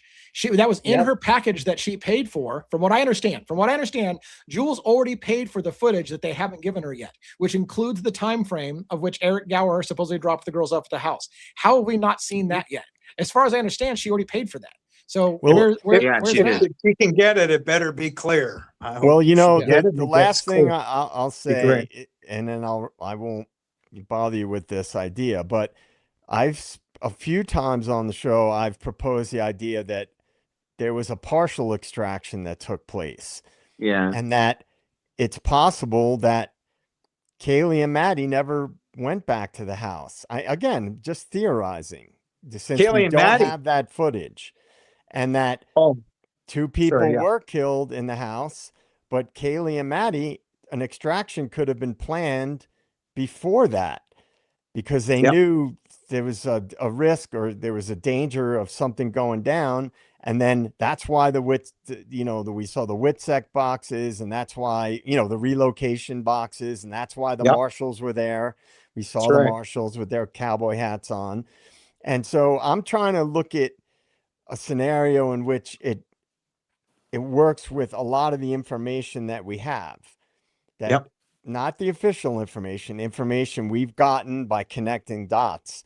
So that's why I think that video will be critical, because if there's no video of the girls coming back to the house, which is maybe why they don't want to provide that, then that could imply that there was an extraction involved in the case, and they had to lie that all four of them. That would also give some explanation to why Dylan and Bethany didn't seem at all concerned about Kaylee and Maddie. They were only worried about a roommate's passed out. And here's what's interesting to me. So Amanda B said, and this may be the answer, but let's talk about how weird this would be and what that means. Amanda B says that she believes that answer that Jules has been given as to why they haven't provided that is it hasn't been redacted yet. They still are working on the redaction. Isn't that interesting, however, that we have all kinds of footage that Jules has been releasing for afterwards of that morning? That's all been, so they've had time to redact all the stuff afterward. They just haven't had time to redact the stuff during critical moments of this case. After it's all said and done, they're fine with all of that coming out and have had plenty of time to do the redactions, but they haven't had time to do the redaction on the most critical piece. Think about the logic of that. This is the most critical piece. This is the piece that everyone would want to know. This and of course the footage that did get released, the 2:30 to 3 o'clock in the morning, and of course the actual time of the murders that they say it happened between 4 and 4:20 in the morning. But the point being is that how is it that such a critical time frame still hasn't been redacted yet after 3 years, but other footage that nobody gives a shit about, hey, we've had plenty of time to redact that. It should tell you red flags. It should raise red flags. I'm sure glad you're not in a think tank for the CIA, either you, Joe, or DA. Thank you for fighting for truth and justice and not selling out, because you guys, and for one for that matter. But I mean, he's always going to be with his 35,000 amazing compadres there in New York City cops. I wouldn't want to leave that either, man. That's cushy. This might be a dumb question, but I'm wondering, since there is no trial and he already pled guilty and it's all said and done, why are we still redacting And why are we redacting, what's her name? Dylan's face and Bethany's face. Why are we redacting their faces when they weren't redacted in court? So if we're not supposed to know what they look like, they've changed already, but now we know what they've changed into because we saw them in court. Yeah, it's a great question. It's not a dumb question. It's a great question. And here's the thing, like the judge, this is my simple way of explaining it. The judge has to decide about unredacting things that have been redacted, and it's their discretion on what to unredact and to not redact, right? And so the judge has to weigh the public's interest and right to know what happened versus people's privacy and stuff like that, which is why, for example, classic example, the public wants to see the damn crime scene. They want to know that there's actually bodies there and that they look like they said, so that we can examine the wounds for ourselves and see it. But the judge has decided that he has to also weigh the impact it'll have on the families of the victims, and whether or not their need to be protected against the psychological damage that might fall out overweighs the public's right to know. So those kind of decisions are being made every step of the way. At what point is it we should unredact this because the public has a right to know versus is it protecting somebody and we have to balance their needs? So where I'm going with that is not to give you the answer why stuff has been redacted and it isn't, but that's what they're using as a justification. Why stuff is still redacted is because the judge has to, on every single piece of unredaction, look at it again and decide, is it in the public's best interest and does it override somebody's need to be protected from something? And so he's got to make that decision. So that's what their excuse is on why we're still got things sealed, is because they have to look at every single thing, and the judge himself is going to make the determination whether to unredact that and let it be unredacted or not, based on whether or not the public need is greater than the need to hide it for some reason. Yeah, that makes sense. But then, so things that they're not even listening. No, so one of the things with that too is Hitler he's made some decisions already on unredacting, and they're not even following his own order. So yeah, and here's a ridiculous thing, by the way, just as an FYI. I hope that Lefcadio doesn't mind me saying this. When I'm requesting documents, here's an asinine thing. So they have a redaction, DM. Everyone in America knows that's Dylan Mortensen. Nobody has any question about Dylan Mortensen. Dylan Mortensen was on the stand crying and talking about how you ruined my life. Everybody knows who the person is, yet it's still technically redacted. I can't go after a public information's request and mention Dylan Mortensen because it's never been officially unredacted. So I can't mention her, even though everyone in fucking America knows who it is. We all know who it is. And we're not an idiot who DM is, but I still can't mention her by name because it's redacted officially, and they won't acknowledge that that's Dylan Mortensen, even though we can see DM, who is in the house saying all the things we know Dylan said, but we still have to pretend somehow that, hey, look, that name's redacted. You don't know that's Dylan Mortensen. These are the games that we have to play when we're going after public records. Well, maybe she said he ruined her life because he's a Fed who was part of that whole thing, and all of them ruined her life. But another thing that always makes me curious is everyone was going, oh, there's an unconscious person in the room, unconscious, and they're also kind of calm, but they're just not freaked out.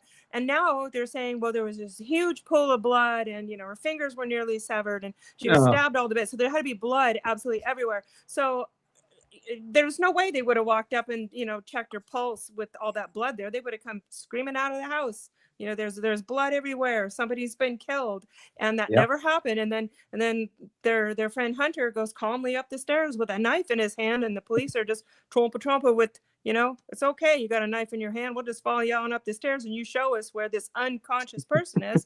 Ridiculous. It just makes absolutely no sense at all. And then we have no bodies shown. We have the forensics. We don't have any of the forensics other than one lady's word and some stuff on paper, but there's absolutely no proof that they're dead. We do have some urns that were shown on social media by Kaylee's mom. It's like, oh, we've got the urns, and they were very fancy glass urns, and they showed how beautiful they were, and we're supposed to just assume that their real ashes are in those urns. They look like nice faces to me. So it just makes no sense. None of it does. Agreed. And yeah, if I have to actually hold my head together from exploding every single time you remind me that the cops come in and Hunter's walking around a quadruple homicide scene with a knife in his hand, and they're just like, oh, okay, hey, what happened here? But then it makes me nuts. Also at the university when he gave the speech about his best friend Hunter. I don't know if you've seen that. I think you probably have. I mean, he's just putting his friend down. He's talking himself up, and he's just totally trashing his friend about what a loser his friend was. And so like that was weird too. It's almost, isn't it almost like they used Hunter as a real possible actor in part of this theater that whatever was going on, you know? Yeah. No. Yeah, and it's hard because it's hard because when I listen to people like the body camera footage with Hunter and the cops and the way he talks, I do have opinions. I have opinions about how he presents and whether that looks legitimate to me. And I tend to hold it to myself because of the whole phrase, everybody grieves differently. It's hard to say, but trust me, when I hear certain people talk in this case, I don't believe them. I think it sounds phony. I think it sounds fake. I think it sounds like they're trying to they're trying to sound scared and they're not. They're trying to sound shaken and they're not. That's what I hear, but I tend to avoid doing that because it's subjective.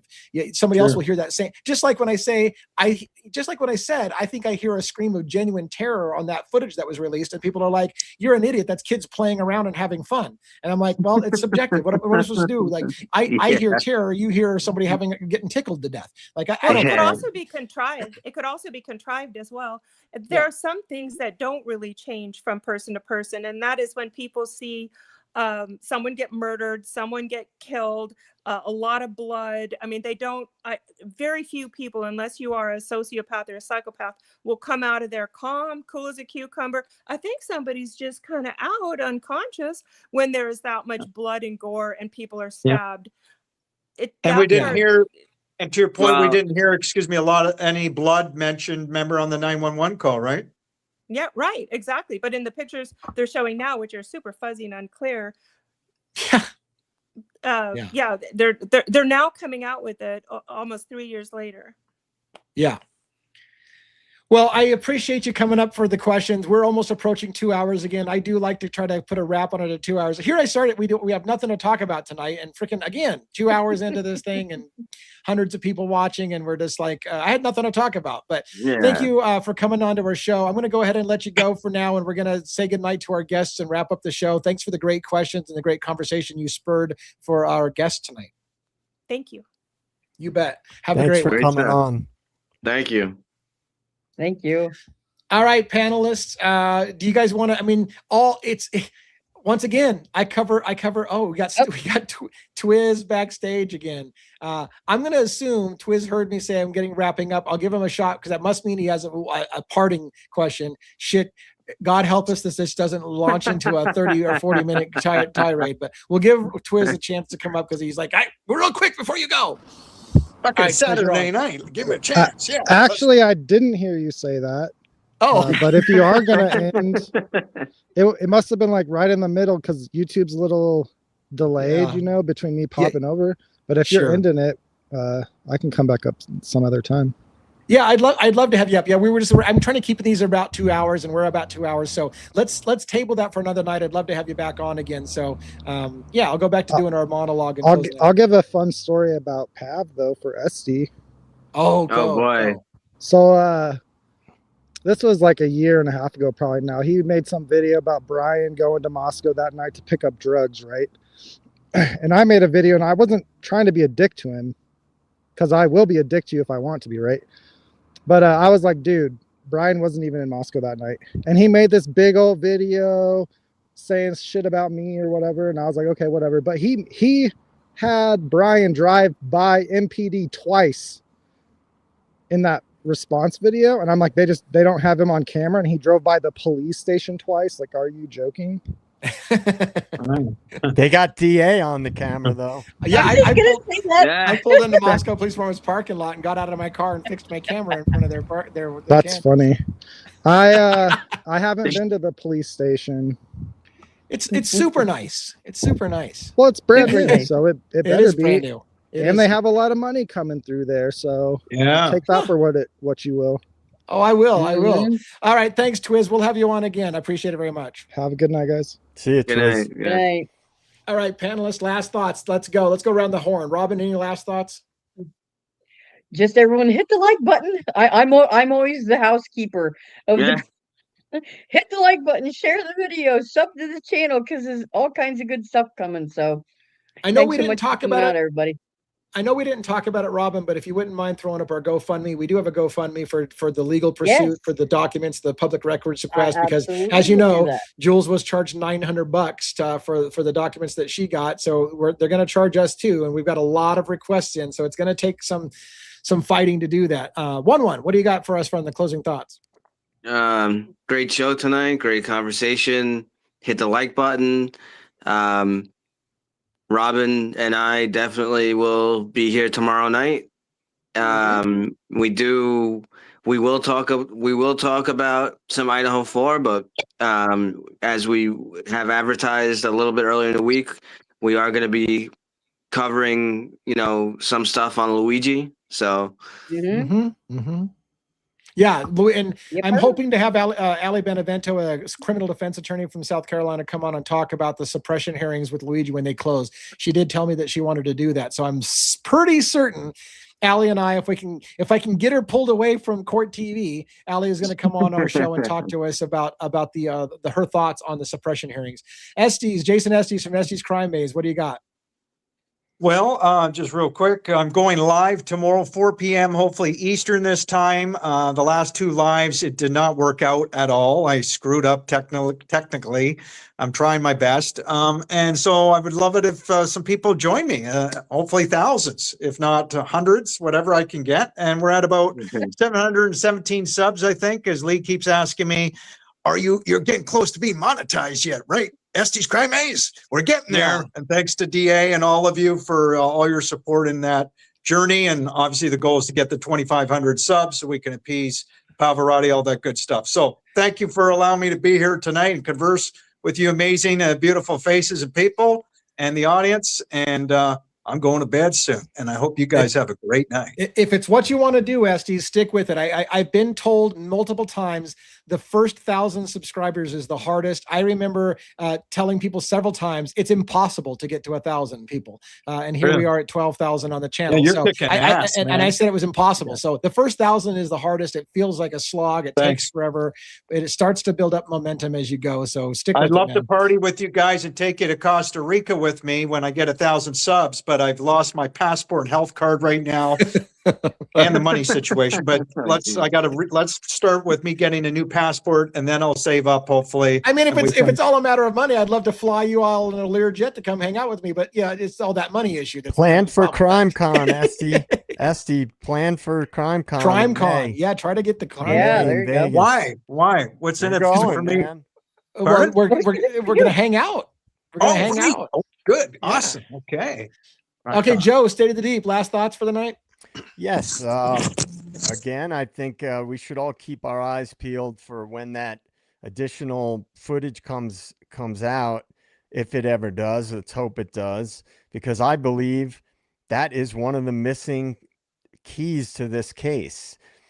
I think if that just that part alone is not what they said it was, that could add fuel to the fire for more questioning of the narrative. And I mean, they have to have video of them, unless they come out and tell us that, the camera was down between this time, or the footage got damaged, or we lost the footage, or whatever, which I wouldn't be surprised, because that piece is a major piece of this case, in my opinion. I think it'll answer a lot of questions. It'll speak to a lot of the theories, and it will also speak to whether an extraction operation took place. Because if there's no video of them returning home, well, then how much of the rest of the narrative can you trust if they never went home? Yeah, absolutely. I'll leave you all with that. Thank you guys for a great show. Thank you to the Den. I appreciate it. And I'll see you guys next week.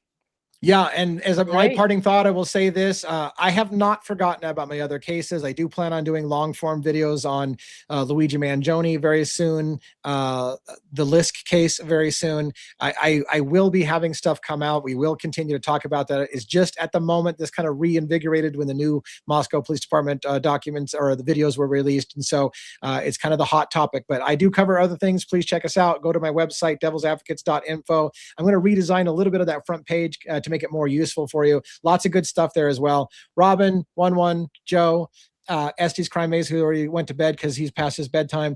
Thank you all for coming tonight, and we will see you again tomorrow night. By the way, this crew, I don't know all of them, but this crew's going to go without me. I take Sunday nights off, so the boys are going to play. The boys and girls are going to play without me and run shit all over my channel. Just kidding. I trust them to do the right thing. So check them out tomorrow. I know they got some Luigi stuff coming up to talk about stuff about Terry stops, Terry frisks, some educational stuff. You're going to love it. So make sure you check out tomorrow's show. Everybody have a great night. See you next time when I'm here on Monday. Later. Good night, everybody. Good night.